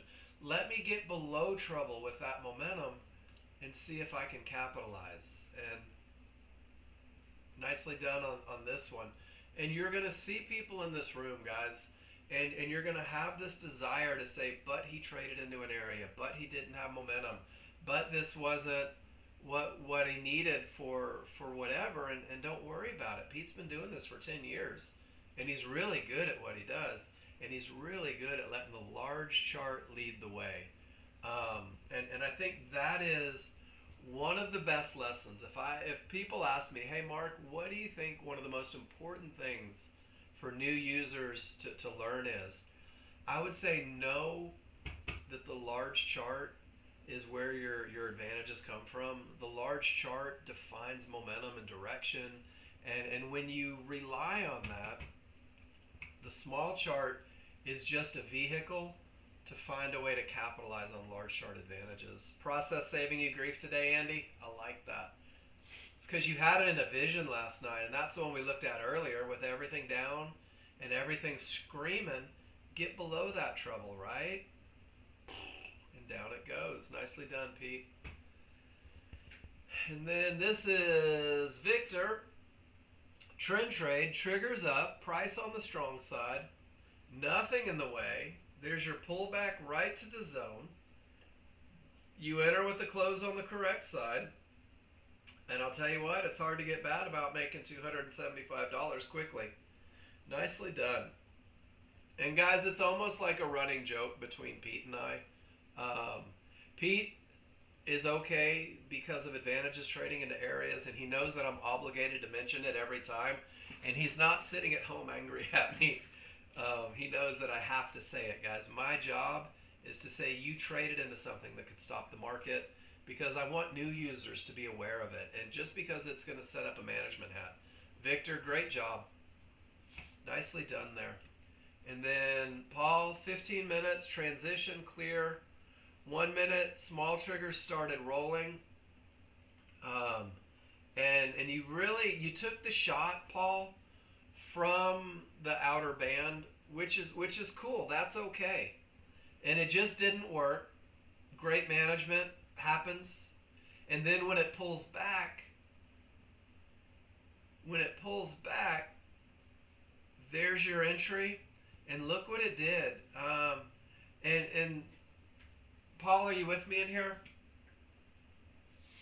And guys, this is why annotation is so important. Because Paul, you said limit order here did not fill. And for a trend trade, Paul, there is no limit order. When it closes on the correct side, mash that button and get into your trade. That's how you enter a trend trade. Limit orders are for momentum trades. It's the only trade that uses a limit order on TradingView. There's no stop orders because you don't know where the bar is going to form. It is literally mash that button when you get that close. And that right there undoes the challenges there. And there weren't even challenges there. It just didn't work. Does that make sense, Paul? Mash that button because you have to wait for the close, right? And you're watching that timer and you're like 5, 4, 3, 2. And when it finishes there, boom, and you'll see your entry on the next bar. But that's what gets you in, and that's what keeps you patient for the close. Limit orders are only momentum trades. Good stuff. Good stuff. Good stuff. And there's no challenge with that trade that you took. It just didn't go. With everything up, outside, above the zones, outside of you took a great shot at that outer band providing continuation. And then it just went lower. All right. Who is this? Miss Trina? Oh, right up top it says Miss Trina. There we go. And that's okay, Paul. I think one of the things about learning to do anything new, have you ever heard that old concept? It takes 10,000 hours to master something, right? It takes 90 days of repetition to make it stick. And Paul, you're not at 90 days repetition on taking these great trend trades yet. So remember, it's okay. You're going to forget things in the moment. You're going to hold too long. You're going to enter too soon. And guys, that's just a part of learning to do something. But Paul, the one thing that you do is you show me what you're doing, right? You show me what you're doing and you open the door for these conversations. And Paul, that's why you have been moving forward huge lately. And I think you're okay. All right, Miss Trina. Clear path. So, Trina, can I bust your chops just a little bit? Cool. What does this momentum down here have to do with where you took your trade? And I ask that, and I ask that with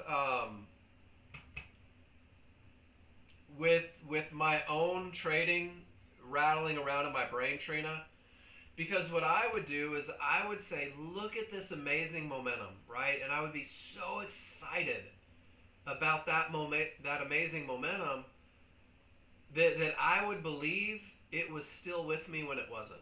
Does that make sense? Am I the only person that does that? And when you get up here, Trina, you still have a great look. Don't get me wrong. It's still awesome and your path is clear. But do you notice how you don't have momentum on your small chart? You don't have separation between the small and large. You don't have what you need to believe that a momentum trade makes sense, or even maybe that just jumping in arbitrarily makes sense. And one of the things you can do is you can let that market get back above those small triggers. Get back to the strong side of those small triggers. And what that does for you is it creates a little more opportunity. It creates a little more edge, if you will. Because John Novak's famous phrase with me when I was learning momentum trades is, how can you take a momentum trade without momentum? Right? And you can't. But what you did, Trina, is you said, with this market railing and nothing in the way, I'm going to see if they can keep pushing. And you did a great job of it. And guys, I'm going to warn you right now, every now and then I'll take your great trades and I'll turn them into a lesson for the masses, because there is a lesson there without a doubt. And you're letting your large chart lead the way. And one of the easier ways to capitalize, to have a higher chance of success, is to make sure that your small chart mimics the momentum on the large chart. Nice trade, Miss Trina. And then this is it right there. Same thing. Strong trending, nothing in the way. And see how you're left of those triggers? That's the hard to stop look. That's the difficult to stop look. And then can I give you a little heads up on turning these into done for the week, let's go flying with Wayne trades? That was gold. I think the S&P had a similar look, and I crashed my Ninja Trader. And Trina, you may know what I'm about to say, but I want to show you guys this look. And let me just go and grab a picture of it. And one of the great things for you guys that just jump the fudge in, so to speak, until you get a reversal bar that closes on the other side of the triggers, Trina, the market will continue up. Until you get that close, the market will absolutely, positively, without question, continue in the direction that it's going. So for you guys that are jumping the fudge in, I offer this, and I want to show you on a live chart just how true it is. Because here's a great example where the market was screaming, and if we look at the small chart, Trina, it never blinks until it gets a close below those triggers. Do you see it? So how do you take advantage of that? And this really isn't a trade, and the reversal bar would still be above the trigger. So let me open up, and I'll show you exactly how. Let's let the NASDAQ, or the S&P open up real quick, Trina. But one thing that you can do is, let's say, okay, I'm going to take my first profits right here. I'm going to make sure that I get paid, because you know that's your job, right? And then you're saying to yourself, with this look on the large chart, it could go all the way to that fib, where the market is likely to go. Were you thinking that in this trade? Holy crap, they might go to a fib. You should with this look. So Trina, what you can do is you can literally, that sounds ridiculous, run your stop on the reversal bar marker on the 1 minute, on the 5-1 chart. And as soon as this is done loading, one of the things you can do, and guys, this is a great way to hold for bigger moves, and this is a management lesson for you. It's still loading. Let me let it load real quick. But what happens, guys, is your small chart is obligated to continue up until that close, that reversal bar. And that reversal bar is what sets you up for the trend trade, right? And that, good morning, Wayne. Good to see you, man. And that reversal bar is what signifies a loss of momentum. And it's the same reason that we enter on TradingView, getting to the weak side of those triggers. And if this market would just load for me, Trina, I'll show you exactly what I mean on that one. So it's going to calculate for another second. Let me look at a picture and then we'll come back to it. Damien, this is you, right? I love that you're posting now, Damien. So we were at 1018. So there's something that I noticed right at the very beginning, Damien, is you don't have synthetic triggers on your chart. You're only running with large and small. So let's do the first thing. Damien, do me a favor. Are you looking at your chart right now? I'm not very techy, but every now and then I can do some smart stuff. Right click on your chart and go to templates for me on the small chart, sorry. And hit load. And then for the NASDAQ, you want NASDAQ 13.2 dynamic Renko bar. And that'll give you the synthetics. And the synthetics will help you recognize that entry considerably more accurate. And I'll open up NASDAQ real quick, and we'll go back and look at your trade on the actual NASDAQ chart. Cool.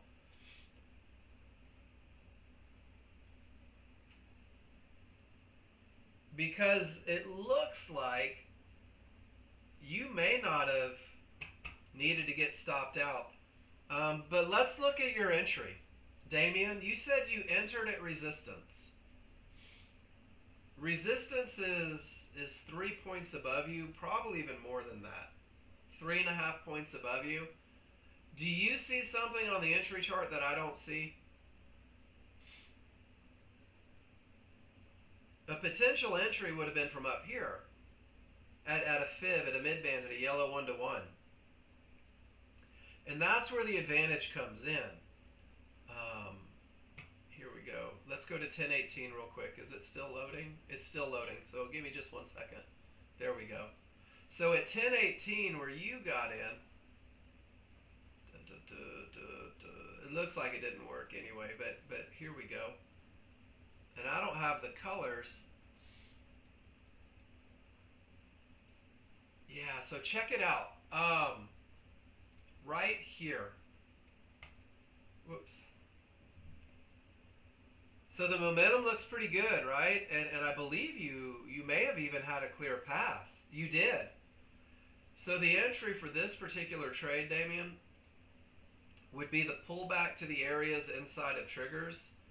That midband right there represents where the market is most likely to bounce. And then on that same lesson, once it gets up here, it's kind of game over. Does that make sense? So large chart read was solid, perfect. You just were missing your synthetics here, which made it a little more difficult for you to be able to take that trade the way you should have been able to take it. And if you caught the first one, again, there's that midband inside. It never gets to where the market shouldn't go. And look at how that one pushes down. It's your exact same entry, exact same advantages. And that one never makes it to where the market shouldn't go. And that was kind of the market's last ditch effort to push down. Does that make sense? And look at that. Pull back to areas inside of triggers. Pull back to areas inside of triggers. I love it. I love it. Awesome. So yeah, once you have those synthetics on there, it's going to help a little bit. It still wasn't a winner. They still decided to push up, but the risk could have been dramatically less, and the entry could have been a little bit higher. Good stuff, Damien. Keep posting, man. It's nice to have you posting in here. All right, and Miss Trina, let's go back to the lesson that I promised. Let me open up. I'll just open up crude oil. No, let's go to the S&P. Here we go. All right. So Trina, well, hopefully this breaks. But if you were in this trade and you were holding this trade, so I'm just going to buy in, guys. This is not a real trade. Trina, you can say, all right, as long as the market doesn't close, as long as this bar doesn't close, which is where the reversal bar marker is, if you're looking for that runner, maybe you already got paid at the fib and you're like, let's see if they go higher. The market's going crazy. What happens is the only way this market even has the potential to push down is if it closes on the downside of those triggers. And guys, this is just for educational purposes. Trina, until that happens, we're going to hold this trade together. Does that make sense, everybody? The only way this market could ever start to try to push down is if it closes on the weak side of the trigger. So, Trina, for those runners, for those big moves, for the I hope this area breaks, this becomes an awesome stop. And if it doesn't get hit, every up bar reduces risk on the trade. And because we're right at a fib and we don't have momentum, there's a good chance it's going to hit it. But this is one way you guys can use the idea of weak side of the triggers to hold for bigger moves. Like, down here where the market is screaming, you say, I may hold. And if they don't close below, I'll stay in that trade. And if they do close below, I don't have to sit through all that nonsense. And you'll see them dance like this, but you know exactly where your advantage is lost.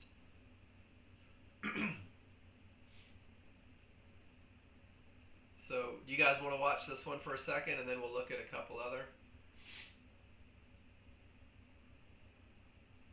There we go. And every time it produces an up bar, you just chase it, right? So now this is your runner. Already been paid, life is good, right? And what if they decide to straight line to that fib? You've got your final target there. You've got every time it breaks above, it's less and less. And at this point in your trade, you've already been paid. This is your runner. And it's just a very clear view of when your advantage is no longer in play. Does that make sense, everybody? This is one of the ways when I started trading the NASDAQ, because the NASDAQ would run so aggressively and assertively, I would chase my my final contract, and you're giving up $120 if it hits it, right? You could just get paid, wait for the next trade, or you might make an extra $500 or $600. Last time we did this in the room, I think we made like $700 on it because the market decided to just run. So if we get another up bar, we'll reduce risk even further and just chase the reversal bar all the way up. Good stuff, good lessons. Pete, I think we already saw this one, right? Everything is up, triggers are up. 46.75, nope, 60, so you're in above trouble, everything up, and just making money. I love it, Pete. Momentum and path. Still going. I wonder how far they're going to go. What do you guys think? I don't know. We might get stopped out. Who knows? I'm just going to keep looking at pictures. We'll see when it finally ends. Wayne, super strong triggers, termination, everything up. You don't get in, just jumping in. You let it pull back. And Wayne, the only challenge with this one is you did get in when the market started up, but it never got someplace to bounce. About the same entry though. And just great job holding it. And then Wayne, same lesson that we're talking right now. Until you get that close below, that market's going up. Oh, it already hit a target, guys, and we're break even. So I hope that you guys that love that jump in trade, I hope that this little lesson does two things for you. One, when you get in on the wrong side of the triggers, you don't know if it's going to push lower. And this is a tough trade because your stop has to go way down here. But when you get in on the other side of those triggers, it doesn't go down until it closes below. Good lesson. Double daily limit. I love that. 5 wins, 1 loss. Go to work. Have a great day at work, Wayne. Still in it. All right. Boaz. Odds favorable. 3 triggers through. Pulls back to the mid band that is not inside of triggers, right? And guys, when you don't have areas inside of triggers, you don't know if, when, or where that market's going to go up. And then Boaz, you probably panicked a little bit as it pulled back down. You added on from the wrong side of the triggers and a bounce off of resistance. And then you just didn't trust it, and you got out for a couple ticks, and then it does run up. And once you get to the good side of those triggers, it goes up. That's a little tough. That's a gutsy hold from the wrong side of the triggers, coming off a 1-to-1 below a fib. And then to witness that bounce off of a fib that can stop the market and decide to add on and hold and keep risk. And Boaz, great job. I'm glad that you won. It's not the easiest trade. No, I won't say it's not a good trade. It's just not the easiest trade. Oh, look at that. Reversal bar took it out. And then we got three bars after. And that's all it took to stop upward progress, guys, was a close below the small triggers. Pretty cool, right? Good lesson there. I hope you guys dig that lesson. That's a good one. And Victor, I apologize for missing. Thank you for telling me. Guys, if I ever miss one of your pictures, if I ever don't catch it, just go, dude, Mark, come on, what gives, right? You had pink 1-to-1s where, Andy? I'm not sure which chart you're talking about. On Boaz's, he had pink 1-to-1s? Where the ES stopped on this one? Right on. I don't pay attention to the pink 1-to-1s on an ES 5-1. They're small chart swings, and there's just not enough push behind them to give them any real credit in my mind. On NASDAQ, 100%, big charts, but not so much on a 5-1. All right, triggers up, price between triggers, transition, space to next trouble. I love the way you annotate, Victor. You have absolutely no mistaking on what direction you should be going, how you should manage it, whether or not you have room. I mean, before you even look for entries, you are chock full of advantages. You take the close on the correct side of the triggers, which is also above the 1-to-1s, and it's a big risk, right? It's a big risk. And it's a big risk, and it gets right to trouble in the transition, and you hold. I'm guessing stops behind the 1-to-1s.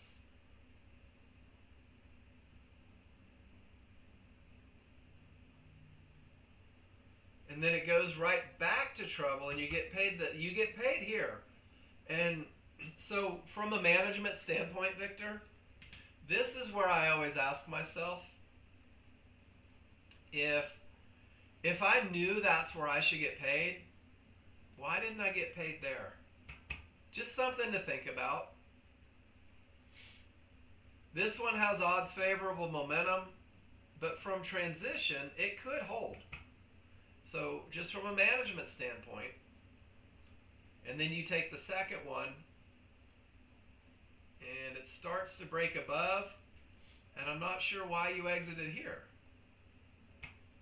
Because now you've got momentum, and a pullback to an HVA, and it's on its way up, and just protecting your investment. I can say dumbass, you can't because it'll top. I don't think you're a dumbass. I think that there's one thing that challenges most traders. Can we all agree that, and new users, you won't agree to this yet, but can we all agree that the entries are pretty cut and dry? That pull back to area inside of triggers, pull back to an area, close on the correct side of the triggers. It is so black and white. It really is, guys. If you're following a checklist, there's not a lot of wiggle room if you're following it with a desire to follow it. Management is where money is made.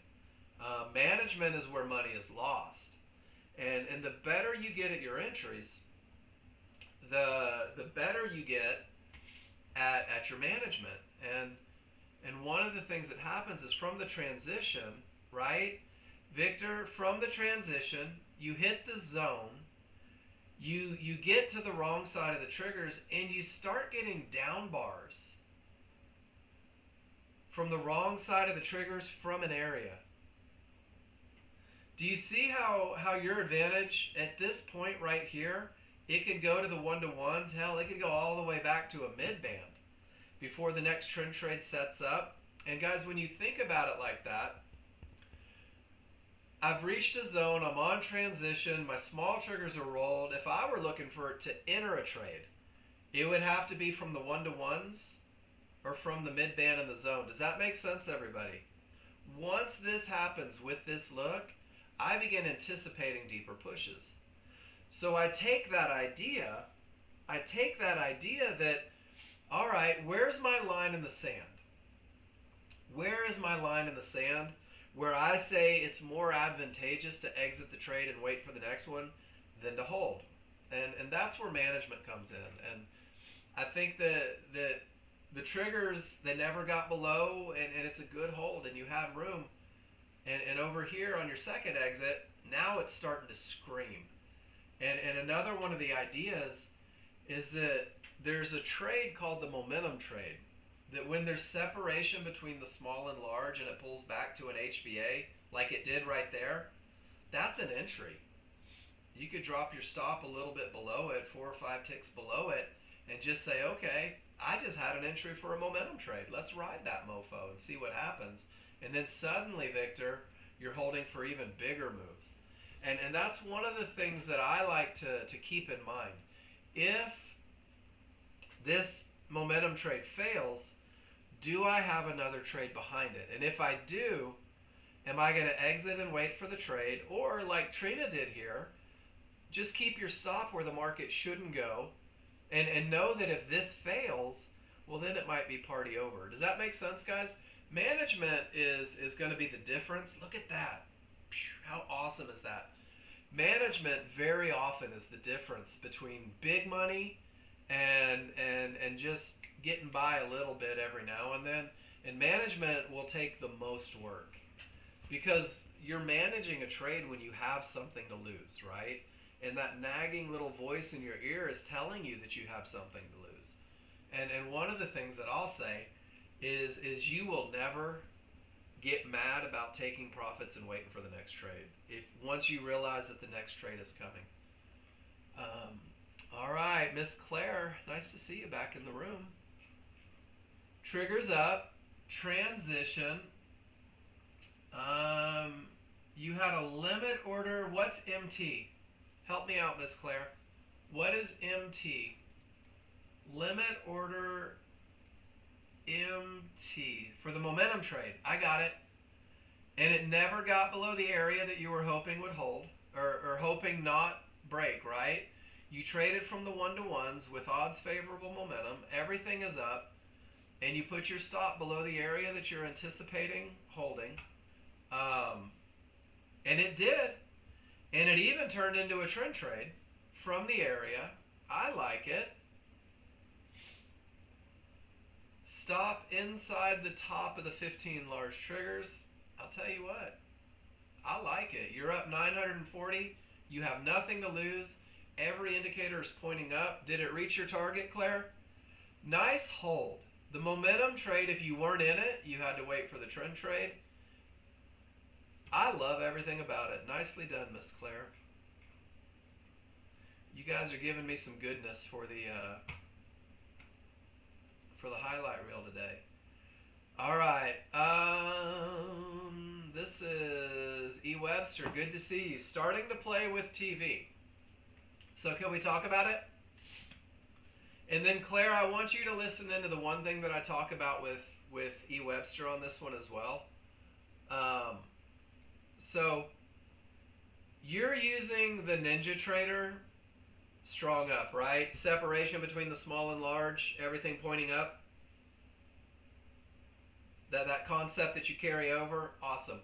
And guys, this is great. And when you have this look, guys, it's hard to stop. It really is.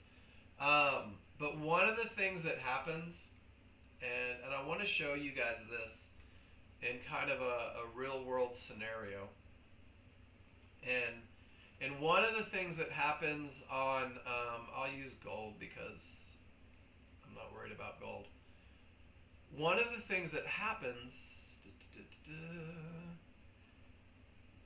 is, let me get another set of trigger lines on there, is the large triggers are great. They really are. They're awesome. But these charts are so slow that if you're waiting for a background change, you missed tons of opportunity up. And if you're waiting for a background change, you probably missed maybe an opportunity long. So if you're gonna use those large triggers on your large chart, still take a second and focus on the small triggers and where price is in regards to those small triggers, because once it starts to work inside, the momentum is in fact slowing. But I love this. You got it. It's beautiful. And then your entry is the close on the correct side of the small triggers from the pullback to the area. And it is a beautiful trend trade, E. Webster. It is 100% rules met. Large, transition, nothing but room. Pulls back to the area. There's where it closes on the correct side, which gives you your entry on the next bar, waiting for it to close. And it's really just easy money all the way up. And you said that you chickened out, but good golly, you had 14 points on the first, 15 points on the second, 29. That's almost a $600 trade on 2 contracts. And E. Webster, I always ask the question, are you pissed off about $600 over the course of 7 or 8 minutes? I hope not. It's a beautiful trade, man. It's great. It fits the plan perfectly. It matches everything that I teach every day. Nicely done. And let me know how I can help. Let me know how I can help. All right, Andy. Everything is up. Momentum is strong. It pulls back to an area inside of triggers. And you get in. It's kind of a mix between the momentum trade and a trend trade. Holding at these reversal bar marker on micros, so you already get paid. And you're doing the chase it. Doing the chase it move. I love it. We just talked about it, and Andy's doing it. Nicely done, Andy. Andy man. All right, Boaz. Momentum. The fib wasn't there yet. Update hadn't happened. Strong triggers. Pull back to the area inside. Getting paid. Break even. Nicely done. And look at the gap back to the large triggers. And it did close that gap, didn't it? Nice trade, Boaz. Way to not sit and hope. Way to not sit and hope. Way to just say, okay, it could go up here. Let me get paid. Let me get break even. If it does, I'll reconsider. Nicely done, Boaz. Are we learning anything today, guys? I sure hope you are. And then Andy. There's a million lessons every day. There really are. And I don't think that they always click on the first day. And I think that it's hard to put the pressure on yourself to have them click on the first day. There we go. Not quite sure if 3 or 4 were through, but the momentum is good. Didn't quite get to here. There's your close on the wrong side. Perfect management, Andy, on a jump-in trade. Absolutely gorgeous. Nicely done. Guys, what you're going to find, and I believe this firmly, that if you learn to speak in terms of advantages, and I want you to see this. So for the brand new users, Amika and Nudo, I hope I'm saying that right. If you always start with momentum, and if you always ask yourself, do I have strong triggers? It kind of sets the tone. And you do this because if the answer is yes, you'll begin to say to yourself, the odds are favorable for the market to continue. And I want you to latch on to that phrase, to continue up. And if you say no, anything can happen. And it's a true story. Anything can happen. The market could turn from the middle of nowhere, as it did. The market could push lower, as it did. And it's this start, this first question that you ask yourself that gets you to the point to where you say, well, do I have a clear path? And if you learn the simple lesson that 4 triggers above trouble constitutes a clear path, then you can say to yourself, well, I do have a clear path, but I don't really have the momentum to push the market. Are you guys with me so far? This is your large chart read. Before you ever look at the small chart, you can say without question that this is an uptrend because of the background.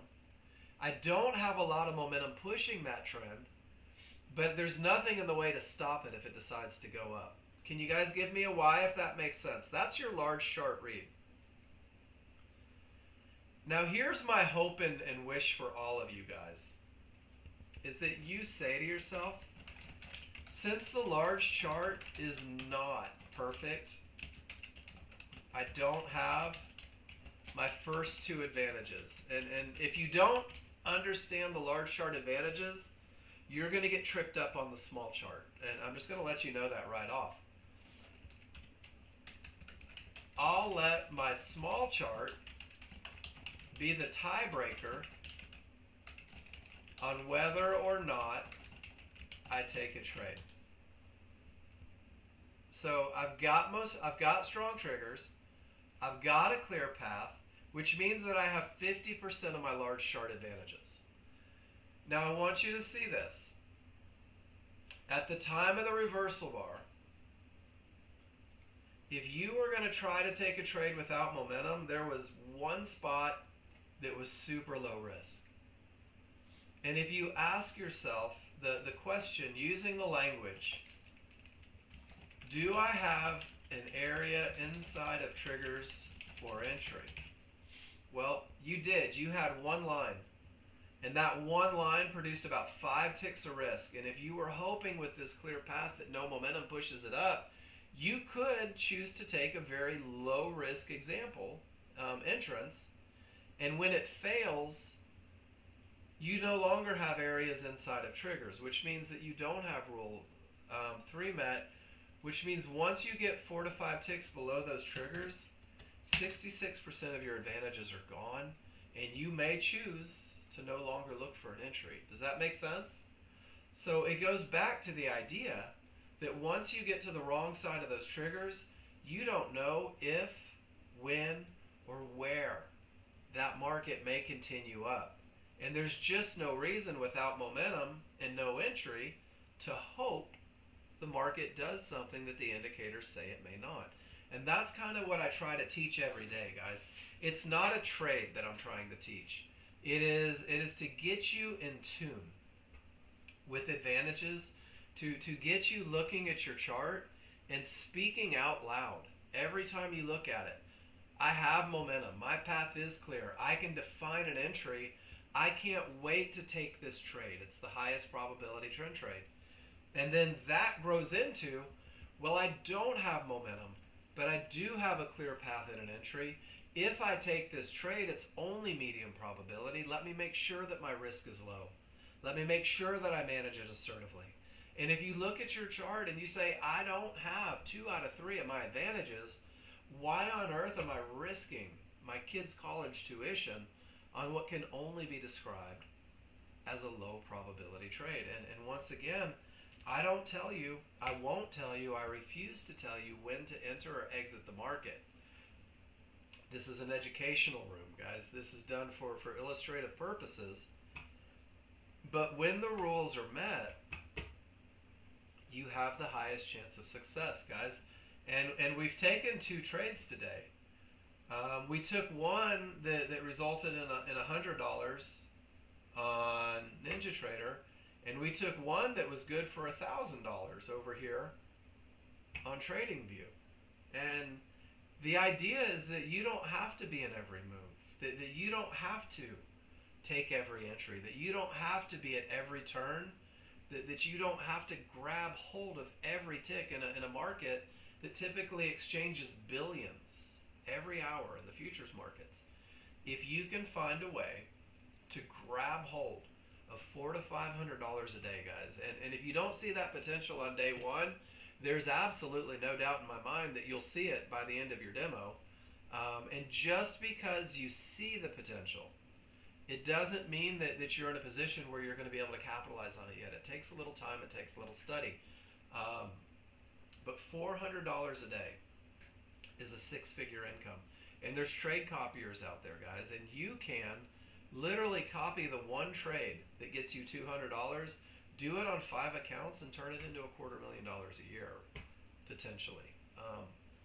So I'm going to share something real quick, and then we'll just watch the live market. We're all out of pictures, but this is something that John Novak wrote, if I can find it, in 2008.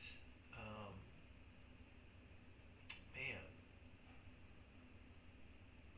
I have so much stuff on my computer regarding trading. There it is.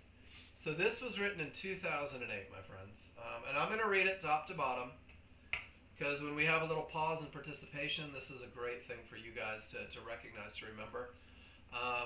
Nexgen will supply Fibonacci-based software, trading rules, along with the coaching that will increase your odds of winning more than losing. After choosing Nexgen to be your technical analysis partner, do not worry about how long it will take you to become a profitable trader. Worry about the process of learning, guys. And that's one of the things that I focus on heavy, is not the trades, but how to learn to recognize the trades. Remember, simulation of your trading plan is not trading. It is practicing the movements of trading until they are so ingrained in your muscle memory that you no longer have to think about trading your plan consciously. This will be your first goal. And when I told you that you would read your large chart inside of 3 seconds, I mean it. That's what happens when you study. Your second goal is to simulate 25 of the same trade setups. Trend trades, whatever it is, following your plan without deviation, distracting thoughts, or hesitation to act. Hesitation to act is the biggest thing that gets new users, because you haven't spent the time to study your plan to know exactly where your entries come from. Writing down, using screencast picture, labeling your charts, what you could, should have done better, getting feedback from the Nexgen staff to know what you did well and what you didn't do as well. Everyone is different, and it will take time to become unconsciously consistent at entering and exiting your trades. And I typically only teach entries first, guys, because great entries do create very manageable trades. The more times you complete 25 of the exact same trades on simulation, posting charts for feedback in the room, and following your plan without deviation, distracting thoughts, or hesitation to act, the closer you will be to becoming a profitable trader. You will not have to win all 25 trades. If you win 15 of them and lose 10, you should still be a winning trader if you manage the trades correctly. When you trade real money, each time you repeat the same 25 trades and successfully win overall, then take the chance to trade real money, right? And how many of us bypass simulator because you can't make any money in simulator? I see it all the time. When you can follow your plan without deviation, distracting thoughts, or hesitation to act. And when you trade real money, if you fail to follow your plan and end up losing money, been there, done that, you are not a professional profitable trader yet. Do not despair, and do not do much financial damage. Go back and take another 25 trades on the simulator. Most traders will return to the simulator several times. This is expected and very common. You are not losing. You are learning. There is a difference. Becoming great at any profession has a cost. Your cost will be small losing runs with live money. This is why the micro contracts are a good way to test the plan, or even better now, prop firms like Nexgen Pro Trader Funding. Finally, you will learn to follow your plan and make money most of the time. You can call yourself a professional profitable trader. Typically, most traders achieve successful mindset and the ability to no longer have to think about trading the rules consciously. They never lose it. And we said this earlier, we're going to say it again. Nexgen provides analysis, rules, coaching. Only you, yourself, will be responsible for becoming the profitable trader. Nexgen is here to help. You must do your part. That was written in 2008, guys. Big Right, you're dreaming about copy trading 20 accounts, making 50 to 100,000 a month. It's doable, right? It is doable. The challenge is that most of you are so caught up on wanting this number that you don't learn the process that makes this number, right? And what's $200 a day? Let's pull out the calculator real quick. Let's do the calculator this way. So $100 a day is $500 a week, right? That's $100 a day. And there's 4 weeks in a month typically. And that's about a $2,000 month. From $100 a day. Is everybody following me? This is pretty good math. What if I copy that $100 a day on 20 accounts? It's the same $100. And of course this is hypothetical, right? Hypothetically, if I capture, hypothetical, $100 a day, that's it. I shut it down at $100 a day. If I copy that on 20 accounts, it's a $40,000 month. So big rat, do you need giant holds to achieve $100 a day? Do you need counter trend trades to find $100 a day? Do you need aggressive low probability trades to find $100 a day?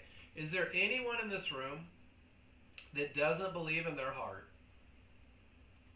that they could go to a market when the momentum is down, when it closes the gap, when there's nothing in the way, and find a way to grab $100 a day? You have to be consistent. Now the challenge is that when you reach your $100 a day, do you shut down, or do you try to make more without advantages? Do you try to catch more trades? Do you try to catch lower probability trades? Do you try to catch the trades that aren't your highest chance of success because you're not comfortable with $100 because it doesn't feel like a lot of money? That's where most new traders fail. It isn't making the money. It isn't learning to make the money. It's learning to shut the valve when the money's in the bank. And Pete, you do one of the best jobs. If you look at Pete's exits, and I'm going to tell you right now, Pete, this is probably a trade that you took. If Pete says, I have momentum and path, and this could create a bounce, Pete gets in below anything that could create a bounce, and he gets paid on the way down because he knows that getting paid is his job. And if he gets half an up bar on the wrong side of those triggers, Pete will GTFO, and he will bank that money, and he'll wait for the next trade. And guys, base hits pay bills. And if you're brand new with me and you have never seen Brad Pitt in Moneyball, go watch it. All right, so Swathi, you thought the sky is clear in the large chart. Why did I fail? Well, why are you trading 73 contracts? That would be my first question. But that's okay. Let's go through it, Swathi. But so one of the things you're going to want to do is practice in the same fashion that you want to trade when you go live. And I encourage this a lot. The likelihood of you trading 73 contracts when you go live is minimal. Why not trade the two, follow the plan, learn the process? But let's go through it. And I'm going to do this based on 3 rules, Swathi. And the first one is momentum. And momentum has just one look. And guys, this is why I encourage you, learn the advantages rather than the trades. Because the only rule that you referenced, Swathi, was clear path. Does that make sense? You absolutely, positively had a clear path. And that's a great read. But what you didn't have was momentum. And what you didn't have was an area inside of triggers.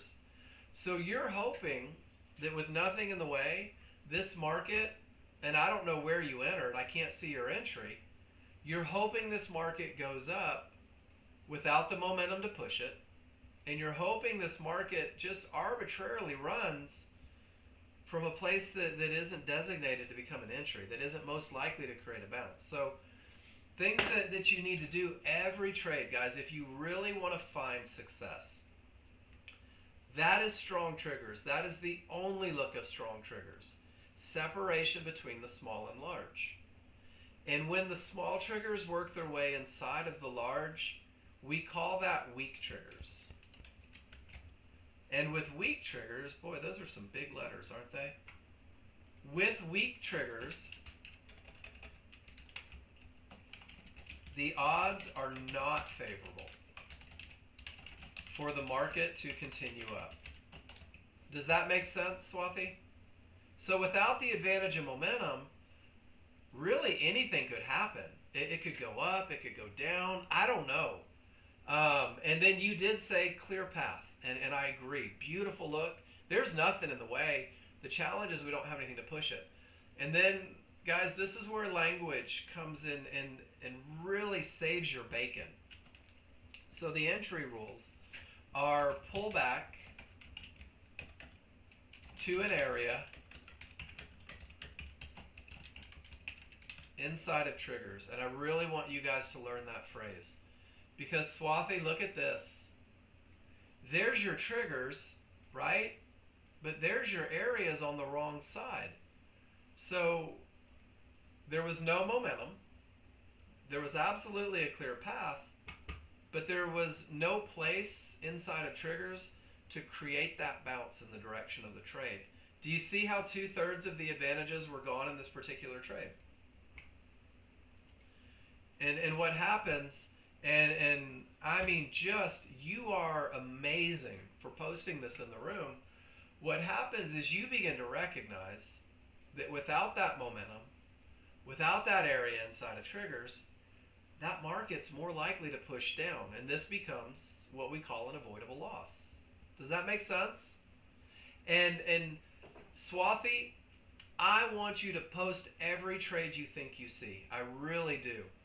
But I want you to always go back to those three things. And if you think there's a trade and you're not sure about the three things, heck, I want you to take that trade.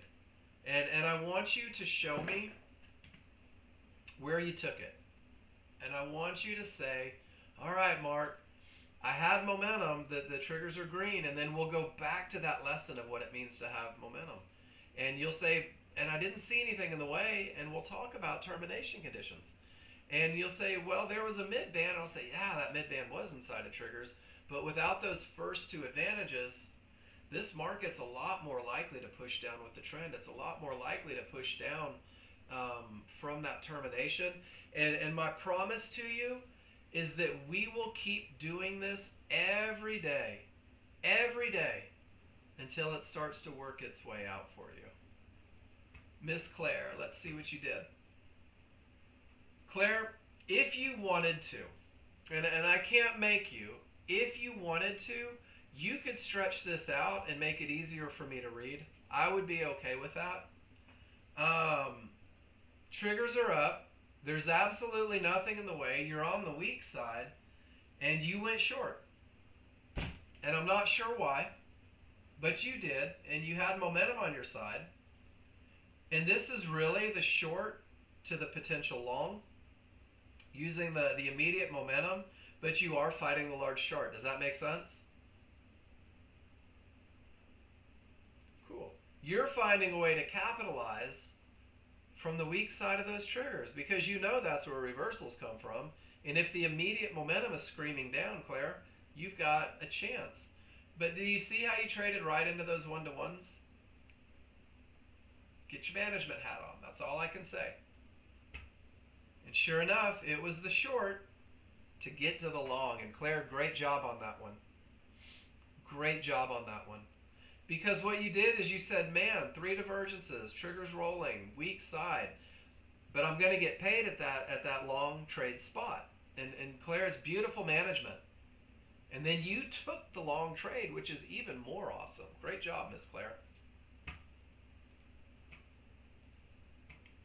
So guys, I won't shame you for fighting the large chart. We'll talk about why it was amazing, where management opportunities were. And then we will virtually high five when you jump back in and get on board with the large chart. All right, Miss Swathi, not sure where to enter. Cool.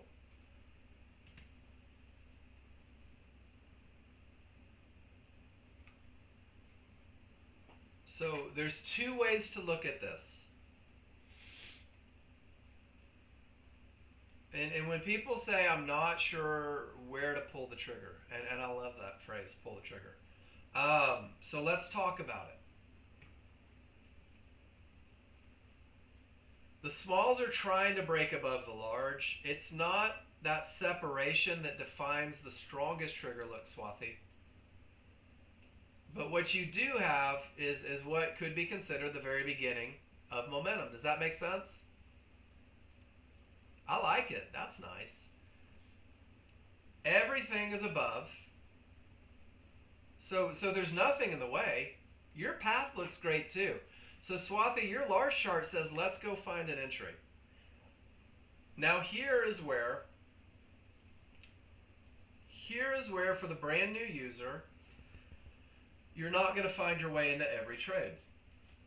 Because if the entry rules say, let me make that just a little bit bigger, and I really do, I believe repetition is the key to success. Buy a pullback at an area inside of triggers. Now this is the best of the best, guys. This is the one that defines the perfect bounce point that gives you the highest chance of success.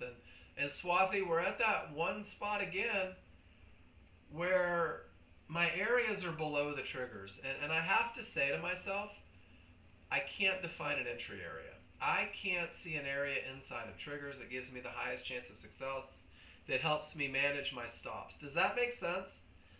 And if that makes sense, then we're going to go next step, where the growth process kicks in. My large chart is perfect. This is a market that's likely to continue up. There's nothing in the way. Life is good. I'm happy as a clam. But I can't really define the best entry.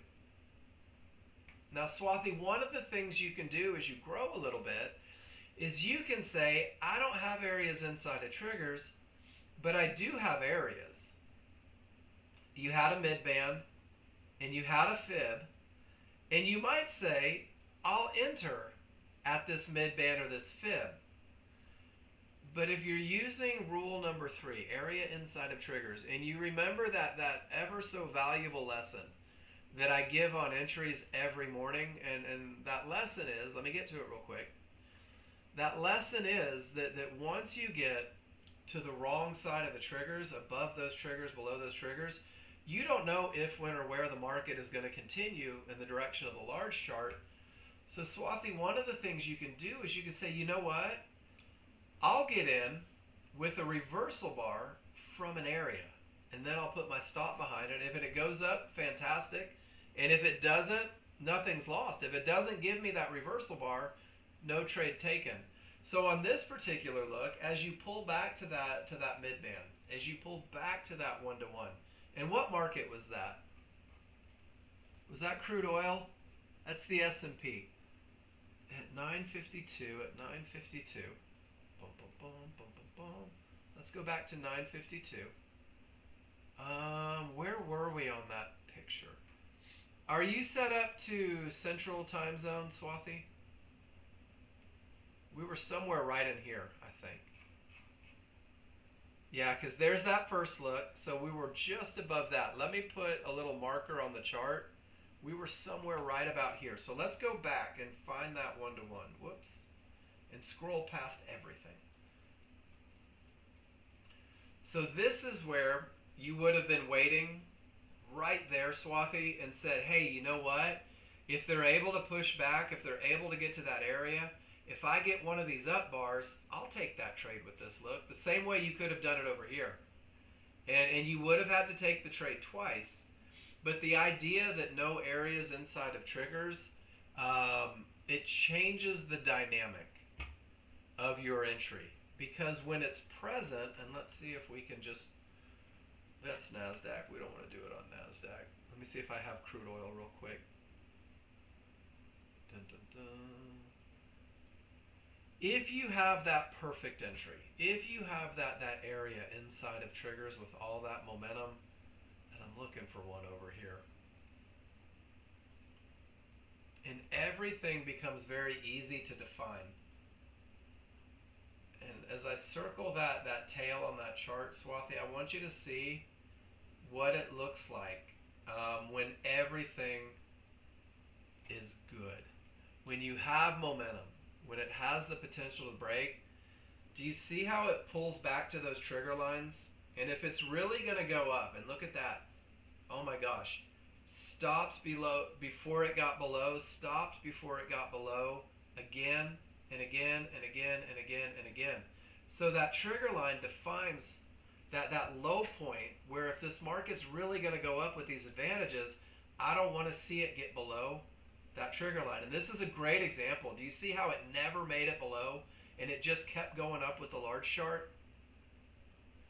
So once that advantage goes away, once you get below that low point, look at what it does. It could have been a mid-band, it could have been a fib, it could have been one-to-ones, and it turned out that it was the one-to-ones. But how many losers can you take hoping that it goes up versus how patient can you learn to become just waiting for advantages?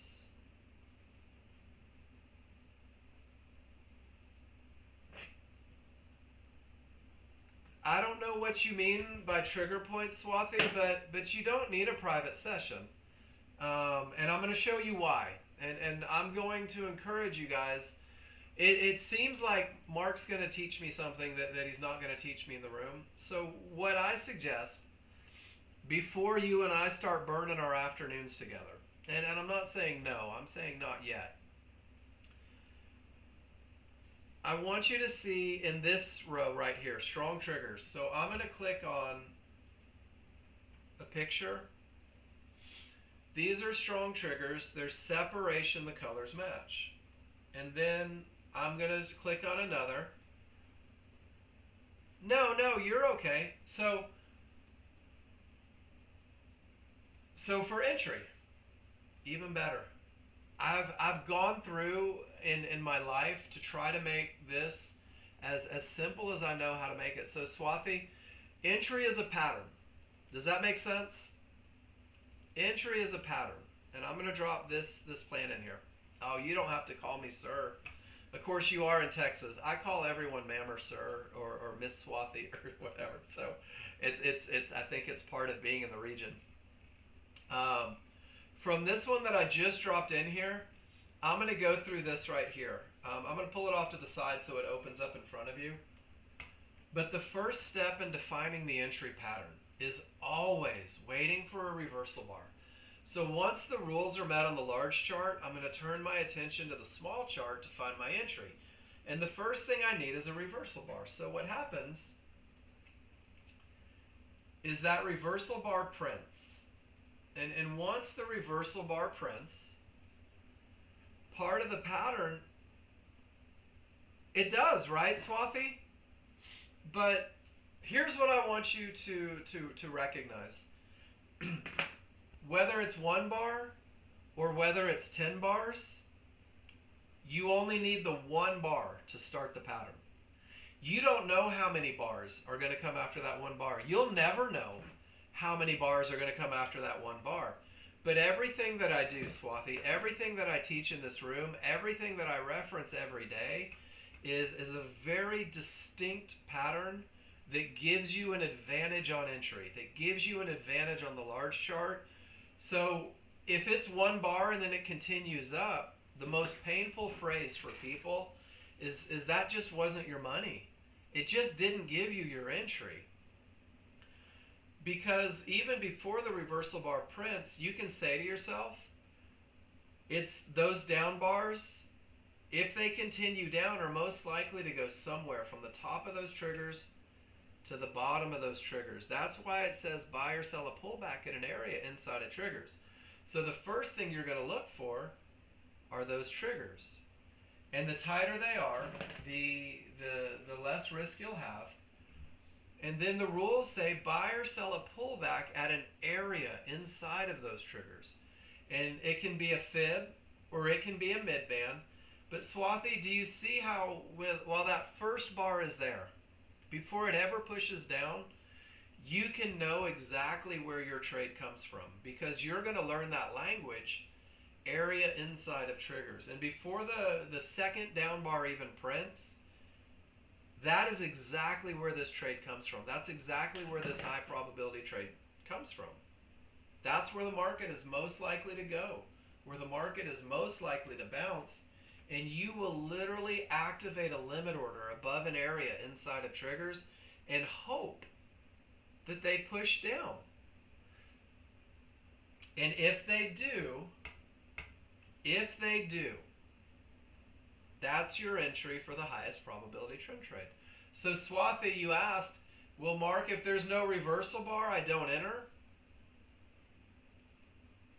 As a brand new user, I would say you're probably going to win more than you lose if you trade a pattern that wins more than it loses. But Swathi, the other side of that is once you learn the first trade, the most basic trade, the highest probability trade, what happens is you start to take the ideas from the very basic approach, and you start to say to yourself, and I know this is true because I see it in everybody in this room, when you can identify these three things, Swathi, momentum, path, and entry, and more importantly, when you believe that when you have momentum, the odds are favorable for the market to continue in the direction of the trend, and when you believe that your path is clear, the market is less likely to reverse and bounce down with all that momentum,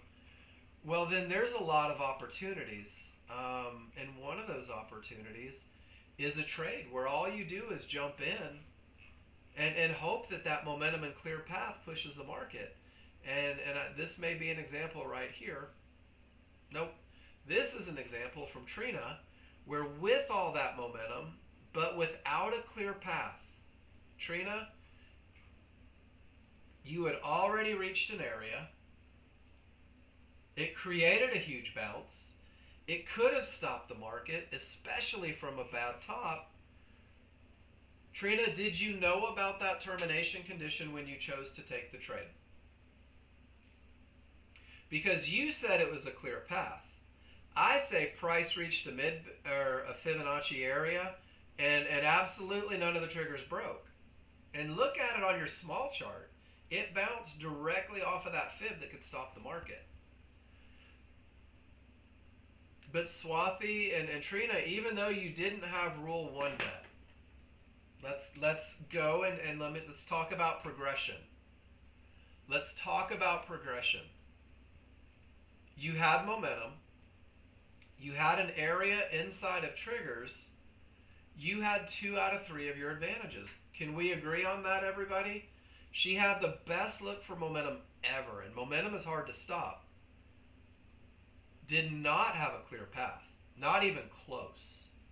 But she did have a clearly defined entry with manageable risk. And with all of that momentum, it pushed right back down and you're able to capitalize. And what I do in this classroom is I don't say, damn it, Trina, what were you thinking? I say, hey, Trina, did you recognize the fib? Because I want to make sure that you were prepared to manage that trade in case that fib actually holds. Does that make sense?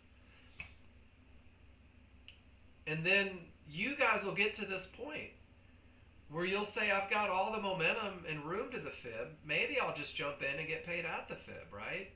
Or I don't have an area for entry. Maybe I'll wait for a reversal bar to take that trade. So Swathi, as a brand new user, there will in fact be times where you can't get your rules met, and you're going to have the unfortunate duty of deciding whether or not you want to enter that trade. But what happens, and I'm going to say it one more time, is that when you learn these very basic rules, it opens the door for an enormous amount of trades and finding a way to capitalize on the market, because you're not looking for the money, you're looking for the advantages that produce the money. Does that make sense? And it's frustrating in your first week because you just want the money. You're so welcome. And I love this. And guys, you guys that ask questions in my room, I will pump the brakes on the entire room to make sure you get what you need, Because if you're evaluating my software, and I believe it's the greatest software out there, I want you to recognize this pattern. I want you to find that confidence so that it opens the doors for the rest. All right. And Trina, really nice trade, by the way, into a termination condition. Can I sing your praises just a little bit louder for the room? And I want you guys to see something here. And let's go back to the advantages. Let me go back to the picture that we took. So check it out. Trina, you had all the momentum. And you had a well-defined entry. And let me blow this up a little bit. And I want you to see something on her small chart, guys. On her small chart, and even if you didn't see this in the moment, Trina, you'll be thinking about it next time you trade into a termination. Trina had odds favorable momentum on her small chart as well. So she was mimicking the momentum from the large chart. And Trina, you didn't have any divergence on the small chart, which means there was no indication of any loss of momentum at that area. There was no fight. So Trina, without the clear path, what you really did and did really well is you 100% leaned on those other two advantages. Back up, back up, back up. It's not backing up. You leaned on the momentum advantage. You leaned on the entry advantage. And just with the absence of one, you're still able to capitalize. And Trina, we just had the how to hold for bigger moves talk. Where were you on that one? Nice trade. But you guys see how when one advantage goes away, it's not a deal breaker? When one advantage goes away, you know which other two advantages to lean on to make sure that you still have that probability in your favor. I love everything about it, Trina. It moves quick, doesn't it? All right. Triggers are up. Strong side of the triggers. You jump the fudge in. For you new guys, JTFI means jump the fudge in. And what it means is that he said, with all of this strength and nothing in the way, with all of this strength, I'll get above the place that could create a bounce, and I'll just get paid. And 2 lots, $200, easy peasy. I see a 4 lot.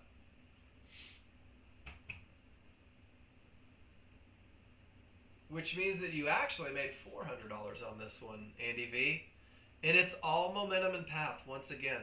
It all goes back to those very core concepts of momentum and path. And guys, when you demand those two, it's awesome what you guys can pull off. You messed up moving. That's okay.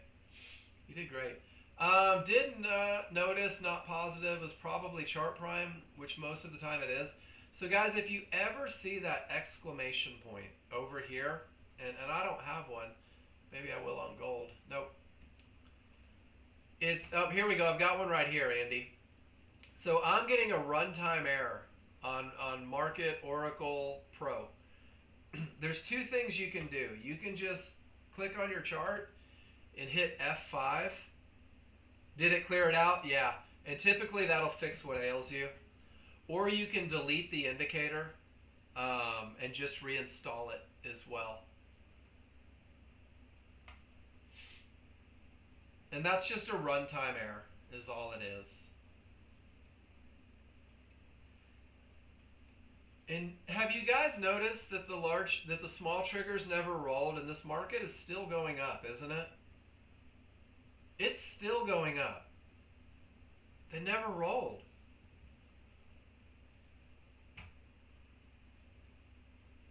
Now we're starting to get some change, and we'll see what happens.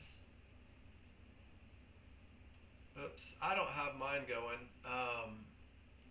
And then for you guys that don't even want to bother with learning entry rules, there is the auto system. And John Novak's going to be here this week a couple times. And guys, do you see that arrow? Momentum and path.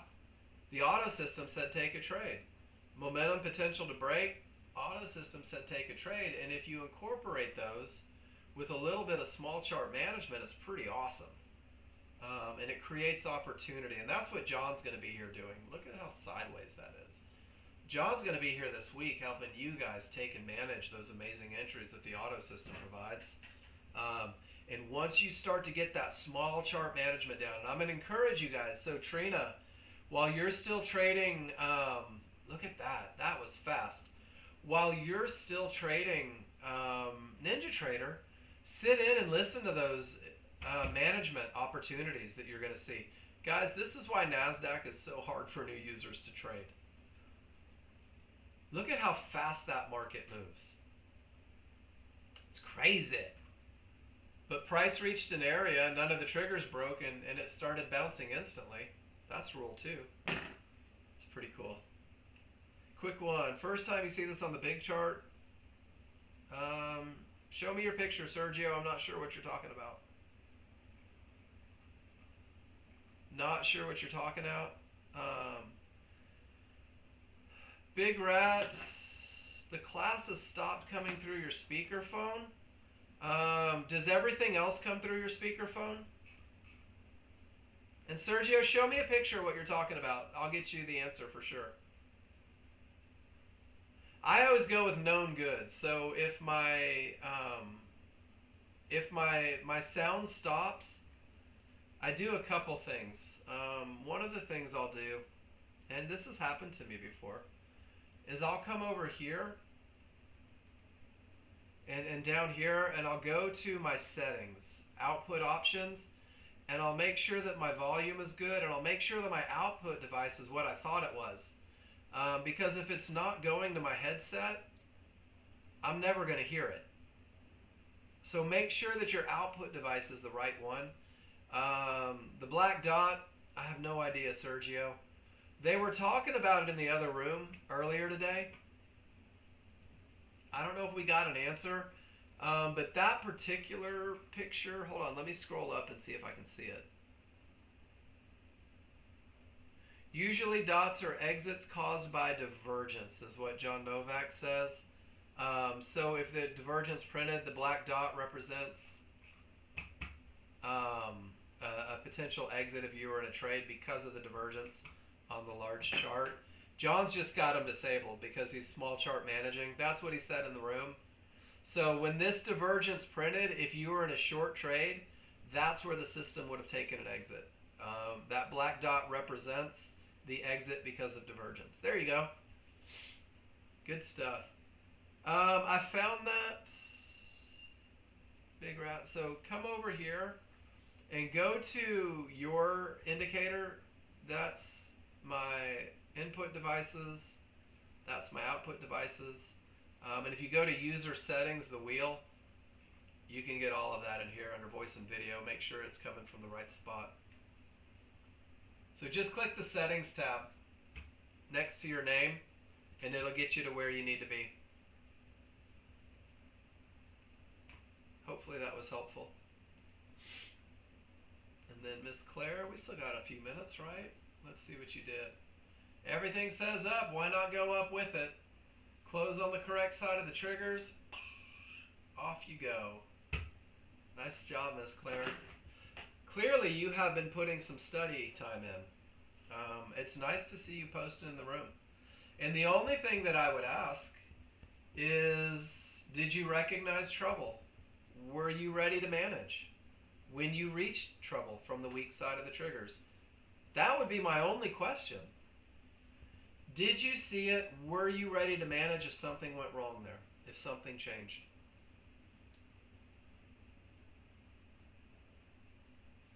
Being on the weak side of the triggers. Does that make sense? I hope that makes sense. That would have been a management opportunity, but it never gave you the opportunity to manage. It just blasted right through it. Awesome. And guys, that's what the other side that we'll talk about sometimes is, Andy, awesome. I love that, man. Did you have room to manage? Were you ready to manage? Guys, the entries, and somebody said it in the room earlier, the entries aren't difficult. Learning the entries for most of you will take a week or two to get the pattern down. Learning to trust the entry takes longer. Learning to believe that when you have momentum and path, You would be silly to not take an entry in an area inside of triggers. That takes a little longer. Trust takes time, guys. It's just like a relationship. Um, but the easiest way to get to where you want to be, and I'm going to end today's